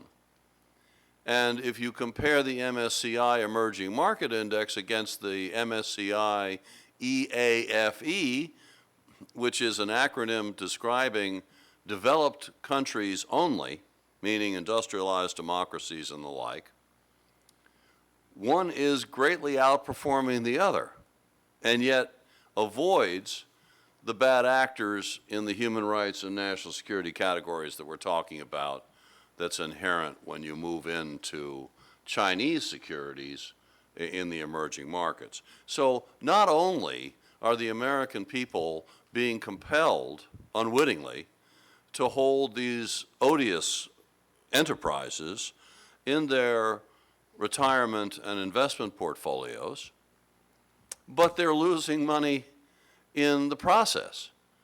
Now, Wall Street's still collecting big fees, and they're happy as clams, but the investor is taking the hit. That's what I would have to say. And as far as the states are concerned, coming back to why we're here, I'd just like to say just a couple of quotes from Secretary Pompeo, who on February 8th appeared before the National Governors Association and said to the 50 governors, among other things, competition with China, and this is a quote, is not just a federal issue, it's happening in your state with consequences for our foreign policy, for the citizens that reside in your states, and indeed for each of you. He goes on to say, competition with China is happening inside your state, and it affects our capacity to perform America's vital national security functions. Now, here's the one that gets down to something more granular. Secretary Pompeo says to the governor of South Carolina and others of his counterparts, I quote, I know you all have power over your pension funds or the people that run them. As of its latest public filing, the Florida retirement system is invested in a company that in turn is invested in surveillance gear that the Chinese Communist Party that uses to attract more than 1 million Muslim minorities. California's pension fund, the largest public pension fund in the country, is invested in companies that supply the People's Liberation Army that puts our soldiers, sailors, airmen, and Marines at risk, unquote. And he goes on, and it is the case for many Chinese companies too. No Sarbanes-Oxley, their books are not wide open, so it's difficult to know if the transaction that's being engaged in is transparent and fair and follows the rule of law. And he goes on from there. Now, for state legislators, if you're looking for cover, if you're looking for a political framework to revisit your investment policies, and particularly your disclosure policies and lack thereof, you've got it with the Secretary of State, who's a very sensible guy and who used to run an outfit called the Central Intelligence Agency. So that's where we stand. Nevada, we looked at. Interesting. They only invest in the MSCI EAFE index, developed countries only. The rest is all domestic. Don't tell me that they're not getting a better yield than those that are involved in the emerging markets. They are. And they've avoided the very problems we're speaking of. So please don't suggest that there's no way out. Everybody does it, therefore we have to do it. That's just not so. One correction I'd like to make from my remarks earlier is I said that the China Shipbuilding Company enterprise was held by New Hampshire. No, it's held by Iowa. So what do they do for a living? Well, they build nuclear aircraft carriers and ballistic missile submarines equipped with ICBMs. So the Iowans have something to think about there, just like I'm sure the South Carolinians will when and if we ever see the constituent companies in their public retirement funds. And finally, you know, there's the issue of sovereign bonds. China wants to come with just straight up government bond sales, what I call anti-liberty bonds, just to fund the Chinese government so that they can get on with the organ harvesting and other odious activities that we've heard about today, not to mention the military buildup. So this is a complicated, very voluminous subject, but I'm delighted we've chipped away at it in a non-trivial way today. Thank you. Thank you, Roger.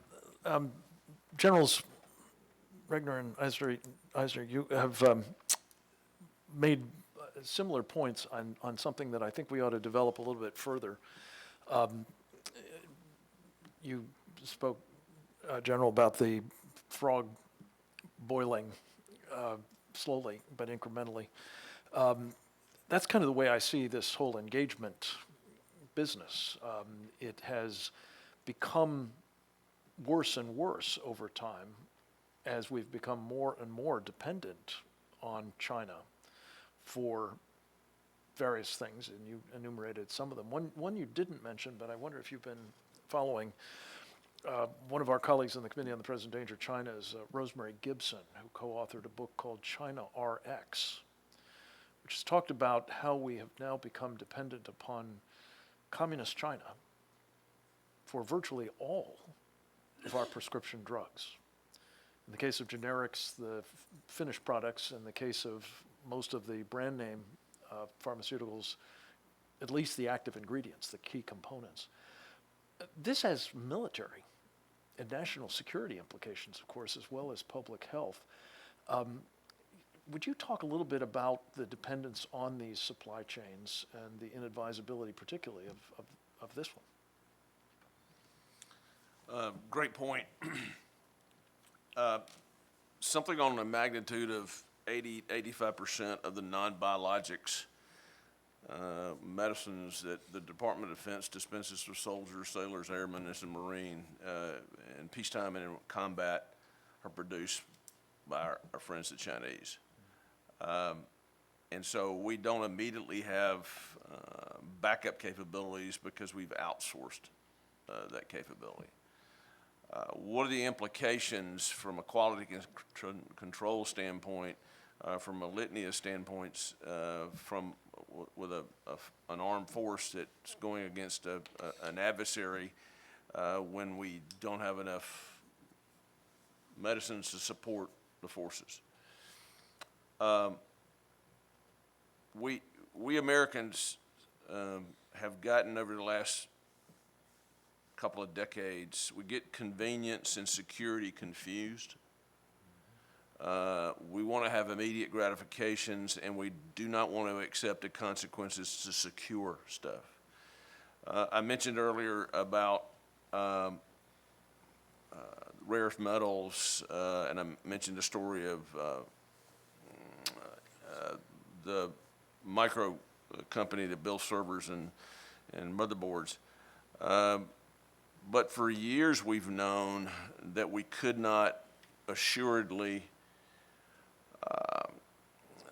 prove that chips and components going into weapon systems were what they said they were. There were technologies, and there's still technologies, to increase the assurance that the chip we're putting in a missile guided systems or a GPS system is what it is. And there have some strides being made in that, things like putting plant DNA in the chip and that sort of thing.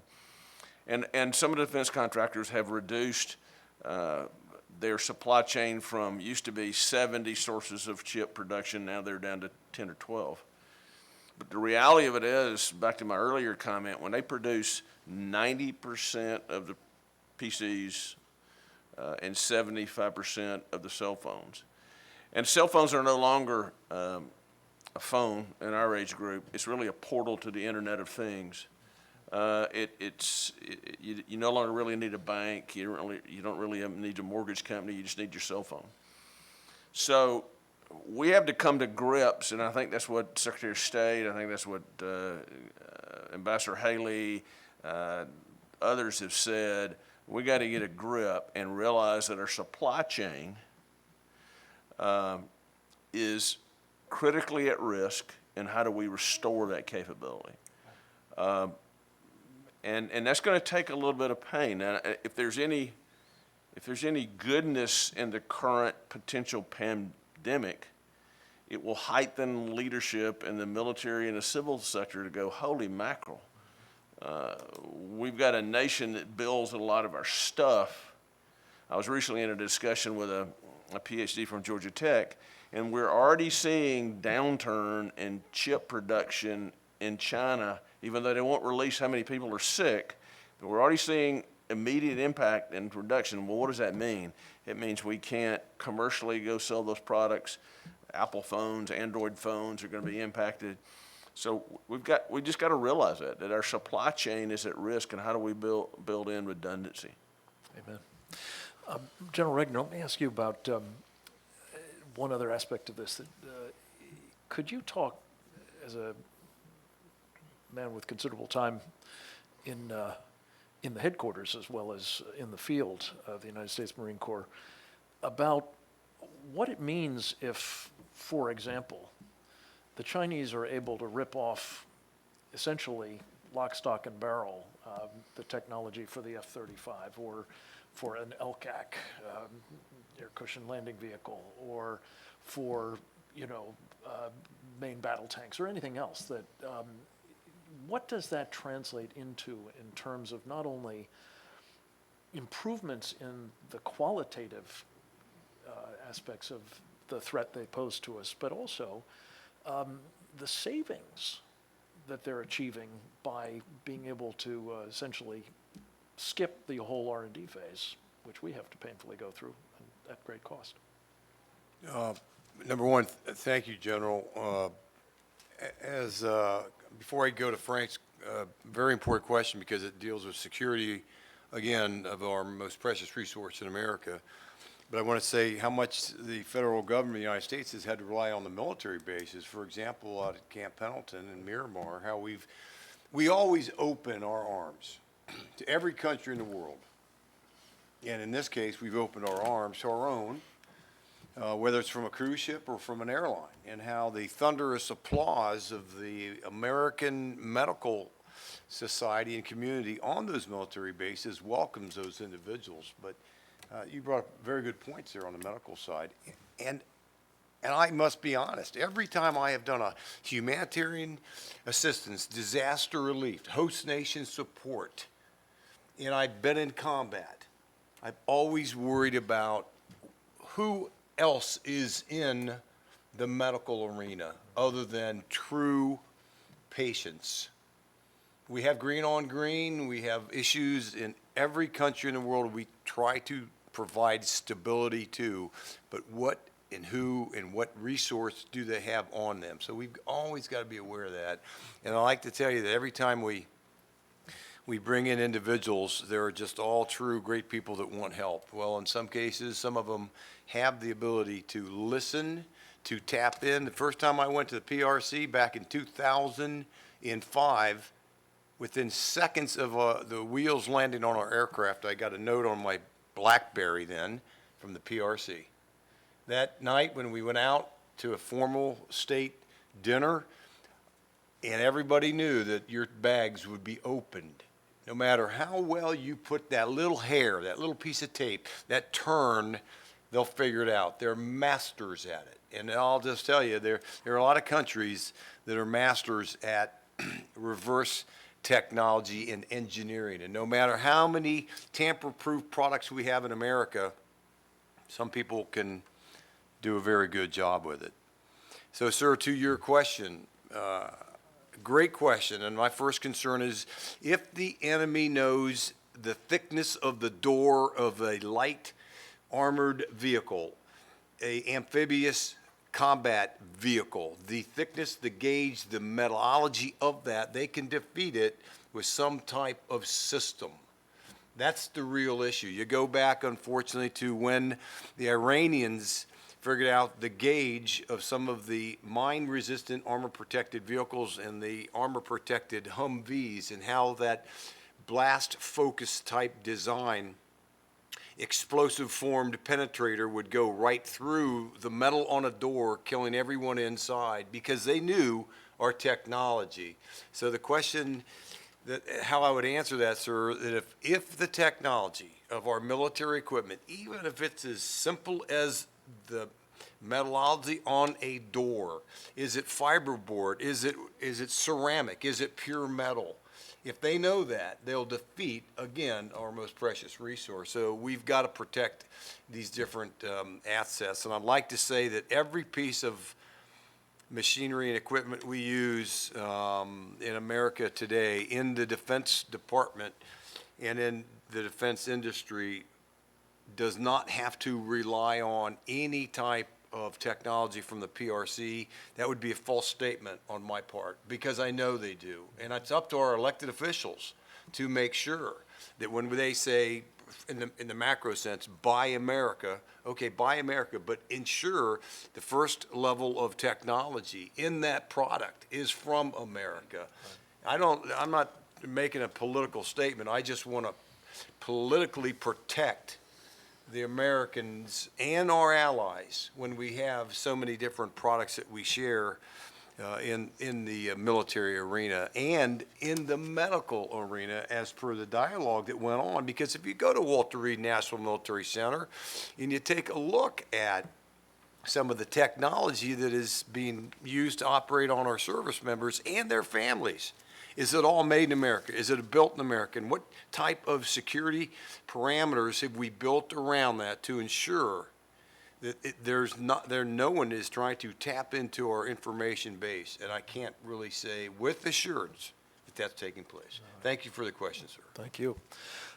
Ambassador Cooper, you've spent a lifetime on nuclear forces as well as space technologies and missile defenses.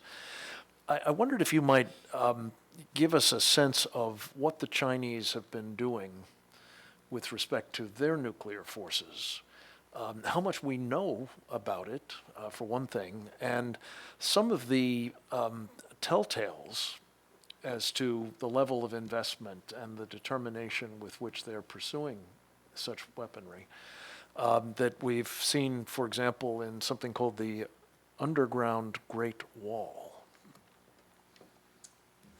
Frank, a number of years ago, I guess it was '93, when I was, recovering from my last tour in the Pentagon, I took a trip to China, and I went into, in Beijing, to the great whatever center there, and they took us on a tour underground, and we went down 2 levels, and they told us there was a 3rd level down. And the way that was built was by hand. I don't know whether you can verify it or not. This was sort of on the heels of Tiananmen Square, and in fact, our guide was from Tiananmen Square. And I wondered, what about the 4th level that goes wherever? But they told us that they could put everybody in that city underground within 15, 20 minutes. And I was astonished. I went back to see Larry Gershwin at the time, who was one of our lead guys at the Central Intelligence Agency, and said, "Larry, did you know da-da-da-da-da?" And he said, "Well, no, I'll give you to our underground expert." And I went to see him, and he didn't know either. So I think we're probably pretty ignorant on a lot of things. And of course, that whole world over there has gone underground, and they designed their systems so that they were on the other side of the mountain, if you will, and not really easily targeted by some of our offensive capabilities. These people are smart. I mean, we are foolish if we think we're dealing with a backward, nation catching up. The fact is they've caught up. I mean, and that really is the issue. And I'm very concerned that they're moving ahead of us, as I said earlier, in space. On our watch, when Reagan, and I worry that there's a community out there, I mentioned it, the arms control community, that says you can keep your safety by negotiations. And maybe negotiations can help, but as Reagan said, trust but verify. And the reason we were able to get the freedom on that F-15 shot was that our conclusion was you can't verify these things in space. We don't have the capabilities to do so, and we're making agreements, and there are communities out there that want us to make additional agreements, And the Chinese and the Russians cry crocodile tears because we don't, and we have a whole community in this country that's responsive to this claim that if we could only talk together and come to agreement, we'd have peace in our time. And this is, it's, we don't like to face the facts, the hard facts. And frankly, in this country, some of the public, a lot of the public, a lot of our young people in particular haven't had to face those facts in their lifetime. What worries me more than anything else is the American people eventually, when they're sort of hit in the middle of the head by a 2x4, as my dad would have said with the mule, they will pay attention. My worry is, given the 5G technology that we're in world now that we're going into, we don't have time to recover from a Pearl Harbor in space. I mean, this is a game for all the marbles. I think Roger and Les both are working the economic front. We have a president that's sympathetic to that. The worry is whether or not he has advisors close to him that can help make it happen. I frankly think it's the most dangerous time of my lifetime, and that includes World War II. I mean, I couldn't fight, but I do remember sitting there listening at the radio of what was going on, Iwo Jima, wherever else, we were going. We don't have time to play catch up. But Americans in that era, in 3.5 years, went from nothing. I mean, the soldiers drilled with broomsticks, and I remember the gliders that were used on the landings in Normandy trained on our farmland there near Augusta, Fort Gordon, out of Fort Gordon, and 3.5 years. We can't do that anymore. We don't have 3.5 years. If we don't wake up and pay attention to this problem, we're going to find a world, we're going to leave our grandkids, kids and grandkids out in the cold. I mean, I really believe that. Sorry. General, thank you. Ambassador, rather. The one thing that I just wanted to add in, the arms control community that you've alluded to has long maintained that the Chinese have something between 200 and 400 nuclear weapons. And the point that I was trying to get at with this great underground wall is that it wasn't Larry Gershwin and the excellent people at the CIA who tumbled to this. There was a professor, friend of ours by the name of Phil Carber at Georgetown University, who put some graduate and undergraduate students on the case, and they came up with this revelation that the Chinese have built 3,000 miles of hardened underground tunnels in which to hide their nuclear arsenal and heavens knows what all else. It's inconceivable that one would go to that trouble for 200 or 400 warheads. The point is that this is part and parcel of a very, very substantial military as well as other buildup. Frank, if I could just add, I mean, this is not just something that's coming on. This strategy that China is executing is a long-time strategy. I mean, our friend Michael Pillsbury has written a book, entitled, what is it? The 100-Year Marathon. 100-Year Marathon. They laid it out years ago, and Sun Tzu talked about how you win without fighting years ago, and they could very well strangle us unless we wake up. Well, and another very seminal book is Unrestricted Warfare, which two People's Liberation Army Chinese colonels published in 1999, describing dozens of ways in which they could, before they got to the point where they had the kinetic strength to take us on the old-fashioned way, nonetheless take us down. I wanted to ask Dr. Lin a question, maybe Frank, Roger. can I add something to that, pile on a Absolutely. little bit?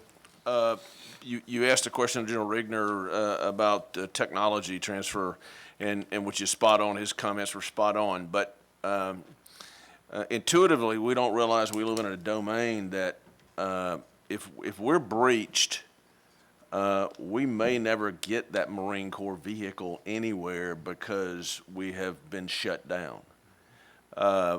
If you look at recently, a few years ago, it came through North Korea, but who teaches the North Koreans how to breach? When the leader of North Korea didn't like a movie that Sony was producing, they shut Sony down. If you look at the complexity of the cyber domain, the ability of an adversary to say, I don't believe I want the Marines out of Cherry Point to do anything today, we've got to come to grips with that. And so it is about the combat weapon systems, it is about the soldiers, sailors, airmen, Marines, but it is really about this digital ecosystem, this connected, so how can we employ the latest fighter? And to Ambassador Cooper's comment, if you look at our systems, and this is, it's all open source information, our cell phones are GPS timed, our weapon systems are GPS timed, that comes from space-based vehicles. If you do something to implicate that GPS timing, you can damage a whole lot of stuff. And I'm old enough, and our fellow Marine Corps, we learned how to use a lensatic compass. That's a lost skill set nowadays. So, thank you. Shooting the stars and stuff. Well, this is really a relevant point, and Hank, I think the next step you might have gotten to, General, is the grid, which is also, we know, something that the Chinese have understood is a huge vulnerability to this country and something that can be targeted through a variety of means. Hank, did you want to say anything about that? I'm always ready to talk about that. How Loaded much for do bear. you want? I mean, we're totally dependent on electricity in this country. The last time we had a major solar event, a geomagnetic disturbance, GMD it's called, was in 1859. At that time, we were an agrarian society. We had like 10% of the current number of Americans living here. And nobody paid much attention. It roasted some telegraph cables and so on, but that was a little before Alexander Graham Bell, as I recall, and so on. Today we have, 10 times that many people, and we depend on just-in-time delivery of our food. And if you don't have gasoline, which is also pumped by, electricity, that's not transported. Without water, hospitals, people start dying within hours. There are serious studies done on this subject, and today the electric power grid of this country is totally vulnerable to attack by a number of means. Cyber is one. The solar thing is going to happen one day. We're vulnerable to that too. It's just a matter of when. I don't know how they do the calculations. I wouldn't know how to do it, but it is alleged that there's a 12% chance per decade, I guess it is, that we'll have another Carrington event. That's what that was called. And so it's just a matter of time in any case when that happens. If you blow a nuclear weapon, detonate it high in the atmosphere or in outer space above the Earth, which now can be done by Russia, China, North Korea, and I believe Iran, although the intelligence community doesn't say that, but I have serious suspicion that they also have that capability. They could shut down the grid for an indefinite period of time, and the estimates of a congressional EMP commission is that up to 90% of the American people would perish within a year due to the chaos and so on, not nuclear effects or any of those other things, but just because we've lost electricity. So this is a serious problem, and we're ignoring it. The president signed out an executive order last March, I believe it was, in 19, and thanks to Ron Johnson, it was strengthened in the National Defense Authorization Act that was in December of last year, and now the government is supposed to be getting its act together. Frankly, I am concerned that they're going to reinvent the wheel, because we learned about this threat in the 60s, And when I was at the Air Force Weapons Laboratory, we were busily hardening our strategic systems, Minuteman, the submarine, the communication systems, B-52 in those days, and subsequent strategic aircraft, and the means for the president to survive and communicate with all this in TACAMO with respect to the Navy submarines and so on. Based on actual experience Based with on nuclear actual experience and testing, events? and the last test we did in the atmosphere was shortly after that, because I had worked at Bell Labs actually in '62 and worked on Telstar, if you remember what that was. That was our first telecommunication satellite. We lost it, and along with half the other satellites, because of that high altitude burst, and then we went into an atmospheric test ban. That was among the last of the tests. The Russians, by the way, Soviets, did a much better scientific set of tests than we did. And we have learned and adapted that information. But the bureaucracy in Washington has refused to accept the analysis and support of the EMP Commission and the Department of Energy, and God love them, our national laboratories and all out there see this as a money trough, and they're out there to reinvent what we learned how to do decades ago and can do, and we've proven that now up in Rock Hill and York County. The cost for protecting the distribution grid, and without going into details, is $100 per citizen of York County to protect their grid. That's a one-time cost. One-time cost. The average citizen family in York County pays several times that amount every month for their health insurance. I mean, it is absurd that we're not doing what we learned how to do for our military systems decades ago to protect our critical civil infrastructure, which we ignored throughout the period. And we have a regulatory world that is problematic.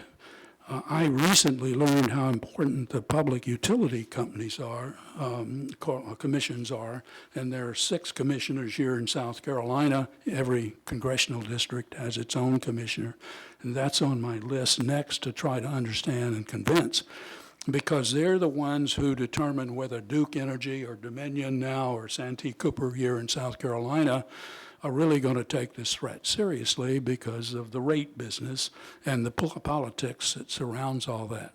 I read that Duke is going to spend some $54 billion, I believe it was, yesterday. I was sent that article.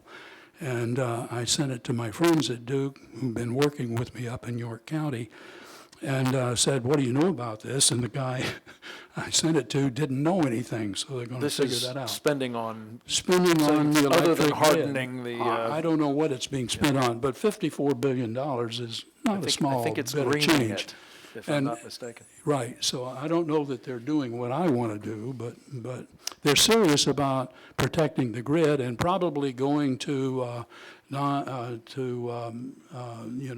do you call it, the solar and wind and all of that stuff, because they're political renewables, that's the word I was looking for. And I have to tell you, I think that's a serious mistake from a technical point of view. Mr. Investor, thank you. That was more than you wanted, I'm No, sure. no, it's just what I wanted. Let me ask, if I could, Dr. Lin, this may be a little out of area, but I'd like you to respond within your expertise.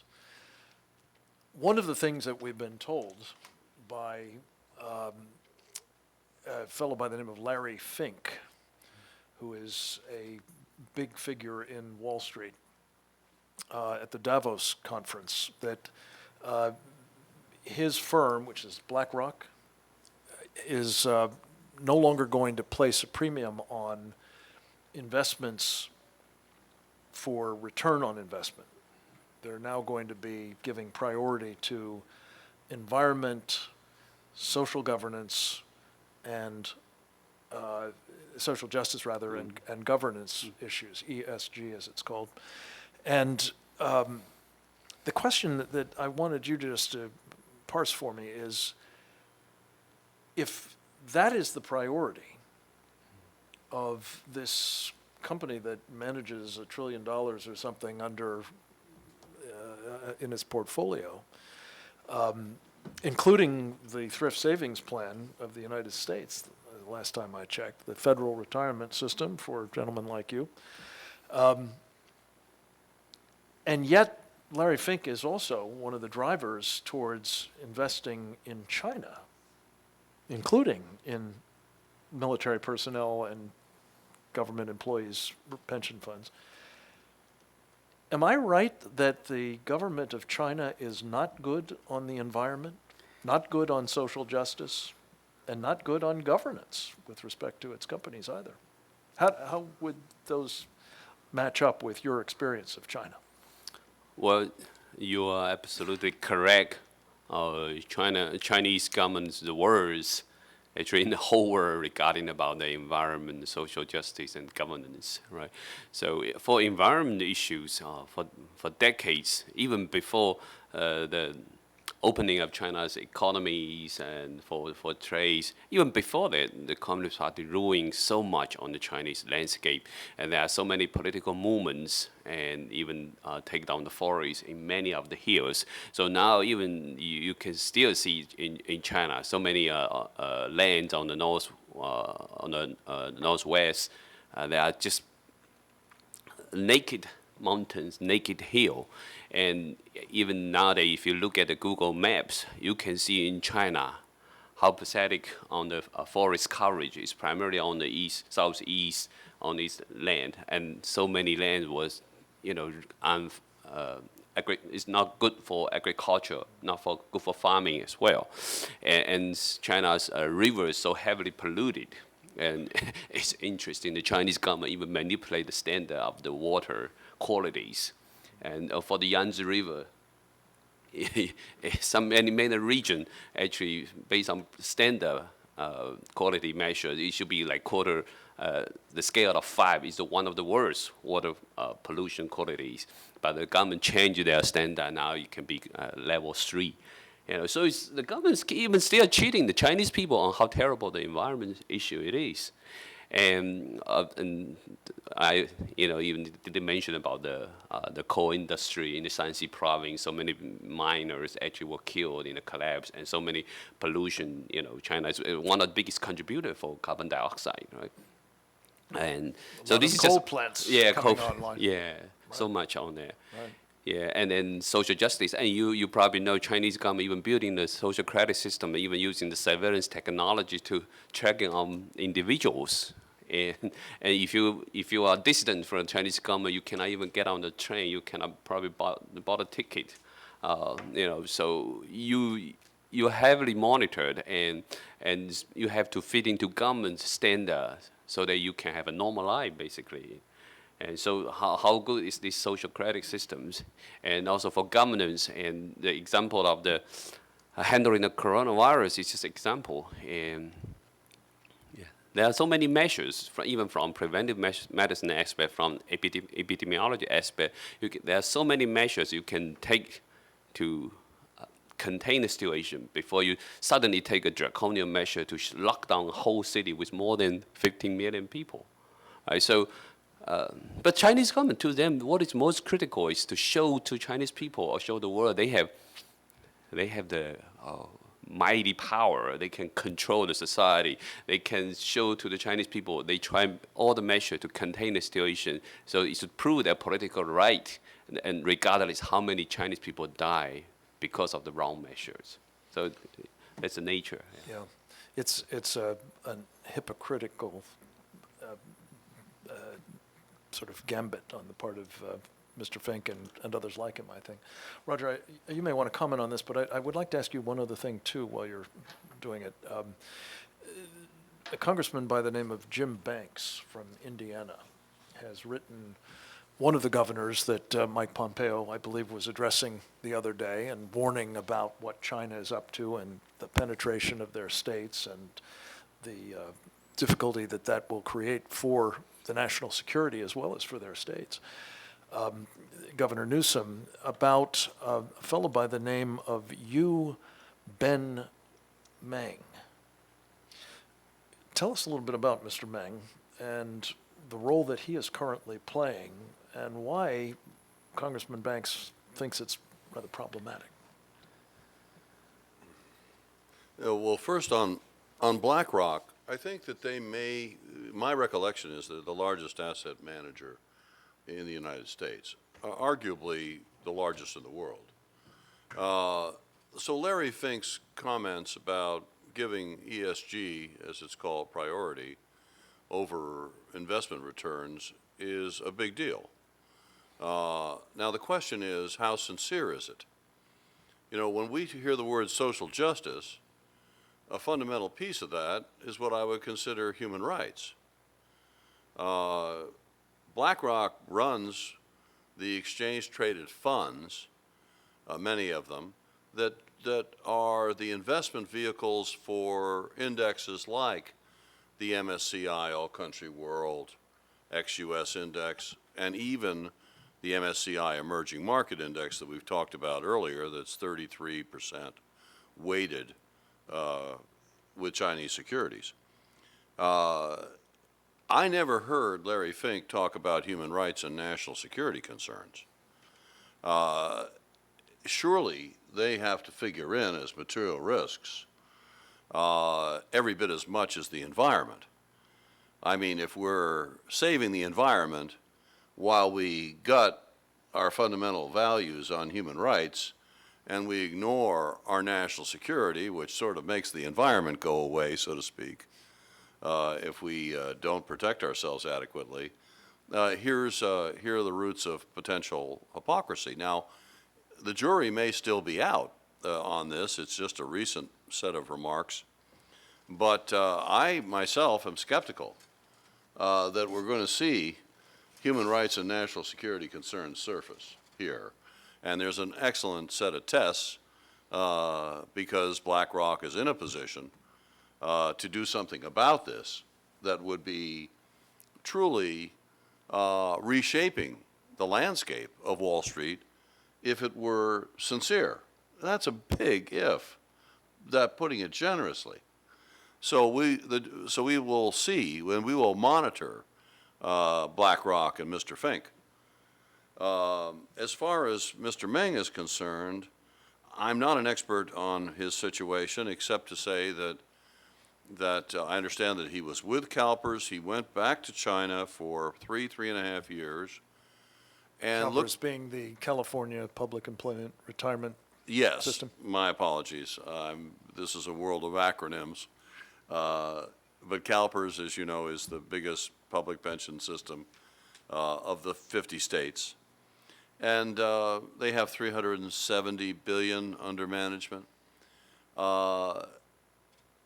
He went back to be, I think, number 2 at an acronym, again, called SAFE, S-A-F-E, which was, in effect, the $3 trillion reserves of China. That is the management of their entire reserve structure. Now, that's a big job, obviously, and fundamental to China's well-being. I'm also told, or there are published reports, that he was part of the 1,000 Talents program.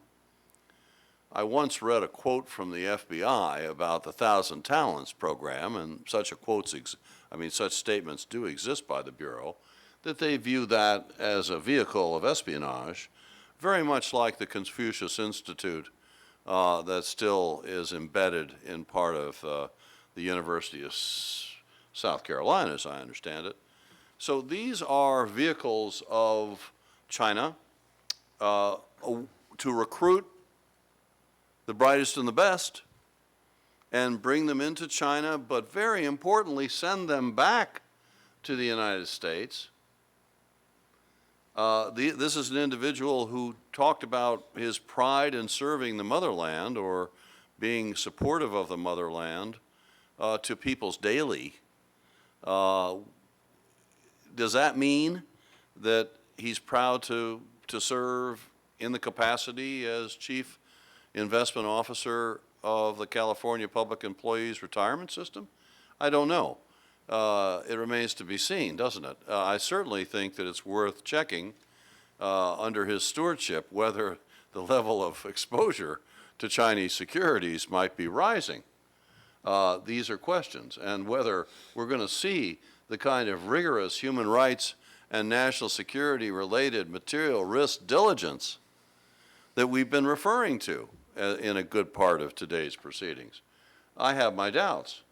So these are the continued challenges we face as we finally, at long last, uncover the financial dimension of this equation with its vast implications.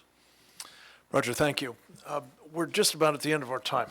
I did want to just invite each of you to say a word about, having described at length now the nature of the problem, and I think having, between all of these wonderful experts, given a fairly rich characterization of its many-faceted character.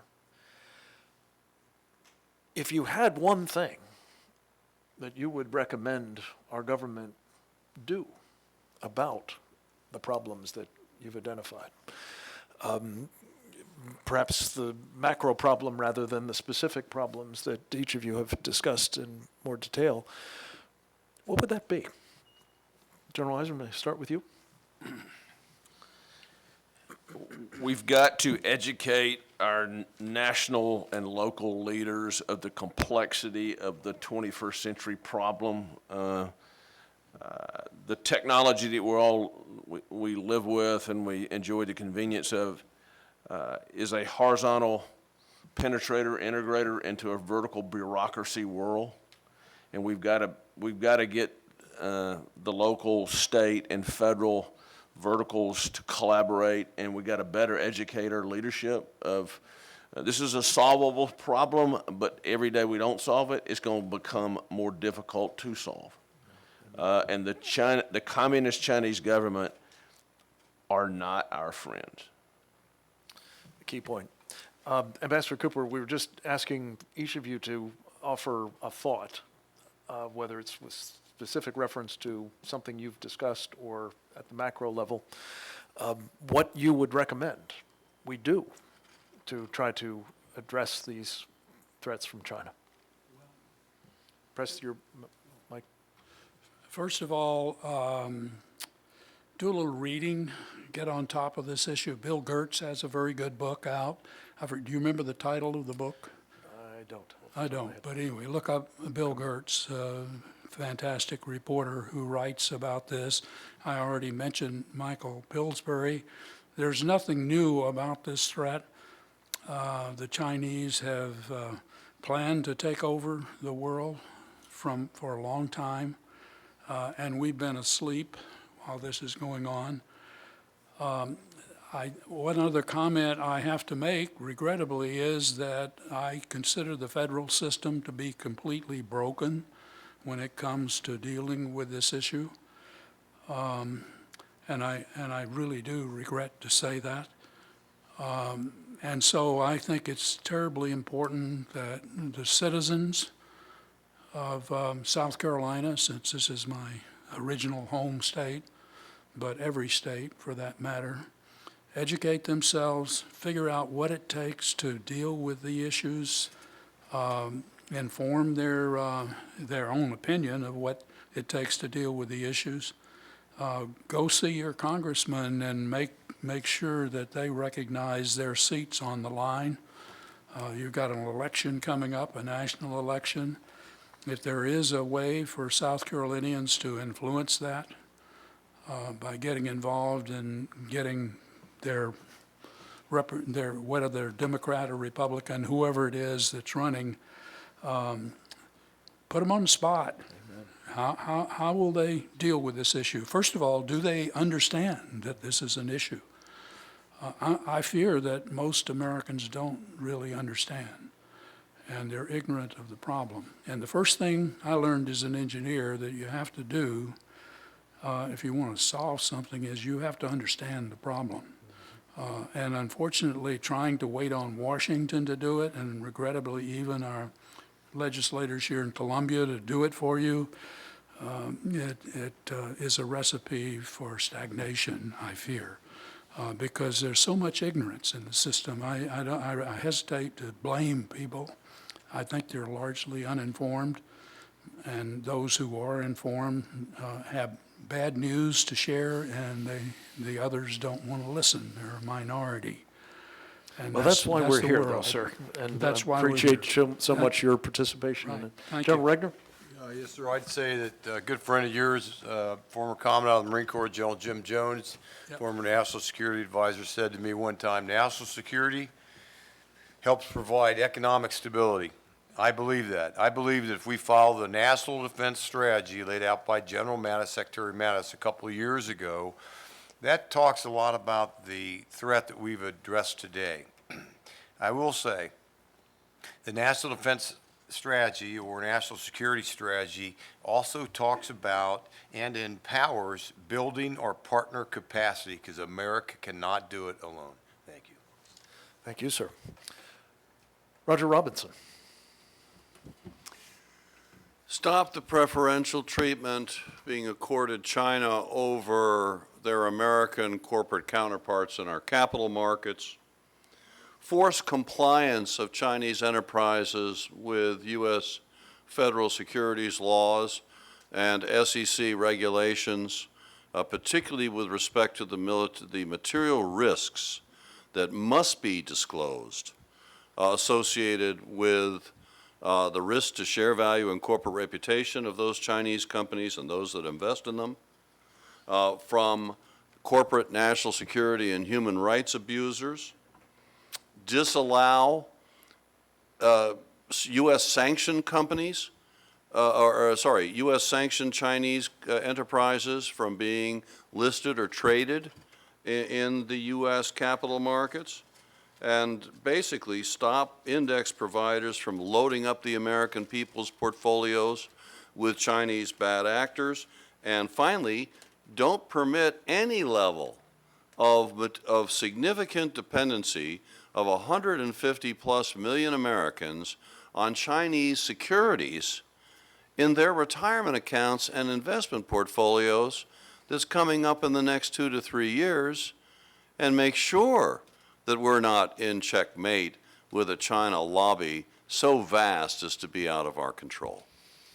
Thank you, Roger. Dr. Lin? Besides draining the money pocket from the evil empire, I think it's also very important to realize the Chinese regime is not as strong as they appear. And so we actually see a huge upsurging of increase of the Chinese people coming out of the Great Firewall to seek true information. So my recommendation is the United States government need to support internet gadget company that can help Chinese people jump over the Great Firewall to seek information. Because Chinese government's ruling really depends on deceiving the Chinese people. So I think that's very important. And I also hope history won't repeat again, because in the 1960s, 70s, when Communist Party almost on the brink of collapse, Nixon and Kissinger reached a friendly hands, and the result is Chinese people suffer another 4 or 5 decades under the communist regime. So I hope this history won't repeat. Thank you very much. Let me just add a couple of thoughts of my own. It seems to me that taking a page out of the Reagan playbook for defeating the evil empire 1.0, I guess we're dealing with 2.0 at the moment, delegitimize the Chinese Communist Party. This is, for the reasons that most especially you've discussed, Dr. Lin, a terrible blight on 1 billion plus people, to say nothing of a threat to the rest of us. And it should be treated as such, rather than propped up for sure, or even simply regarded as just another nation, or perhaps arguably one of the most important of nations. We've talked about disconnecting from supply chains that are clearly dangerous. That has to be done. I think particularly and most urgently with respect to the medical supply. Again, another Reagan very important priority was enhancing our deterrent, both the nuclear and the conventional and the asymmetric, because this is the way to hopefully prevent something very bad from happening with China with all of these weapons and other capabilities that it is amassing. And finally, I think it's kind of implicit in a lot of what we've been saying here, but it needs to be made very explicit and thought carefully through, because we have had some bad experience with it. But we're up against a nation and a regime that has not only stolen our technology, but trained many of their best and brightest in our institutions, including here in Columbia, and now begun in earnest, as you were saying, General Eisner, to apply those skills and technologies to acquiring capabilities that will require us to innovate much more aggressively and assiduously. And we need to get our hands around what that will take to do and to get about it on a whole host of fronts. So with that, let me simply lastly say, we did a poll sponsored by the Committee on the Present Danger China that is available at our website, as will be this video and all of the others that we have produced over the past year or so. It was conducted by one of the best polling firms in the United States, McLaughlin and Associates. And what it demonstrates, I think in very conclusive terms, by sampling the opinions of 1,000 likely voters, is that the American people are with us. In issue after issue, question after question, the kinds of things, the common sense responses to the challenges that we've described here today are very clearly what the majority, and I'm talking about really substantial majorities in case after case after case, aspire to, what they prefer, what they want, what they seek, what they are expecting from their leaders. And the interesting thing about this poll, again, it's available at presentdangerchina.org, is that that's true across virtually every demographic subgroup. There's an amazing unanimity. So I think what this says to all of us is good news, that the people of this country, especially the more they know, the more they're educated about China and the dangers that it poses, the more they're on the right side in terms of safeguarding, yes, our precious seed corn in general, but also the rest of our population and our country, which we, of course, love dearly.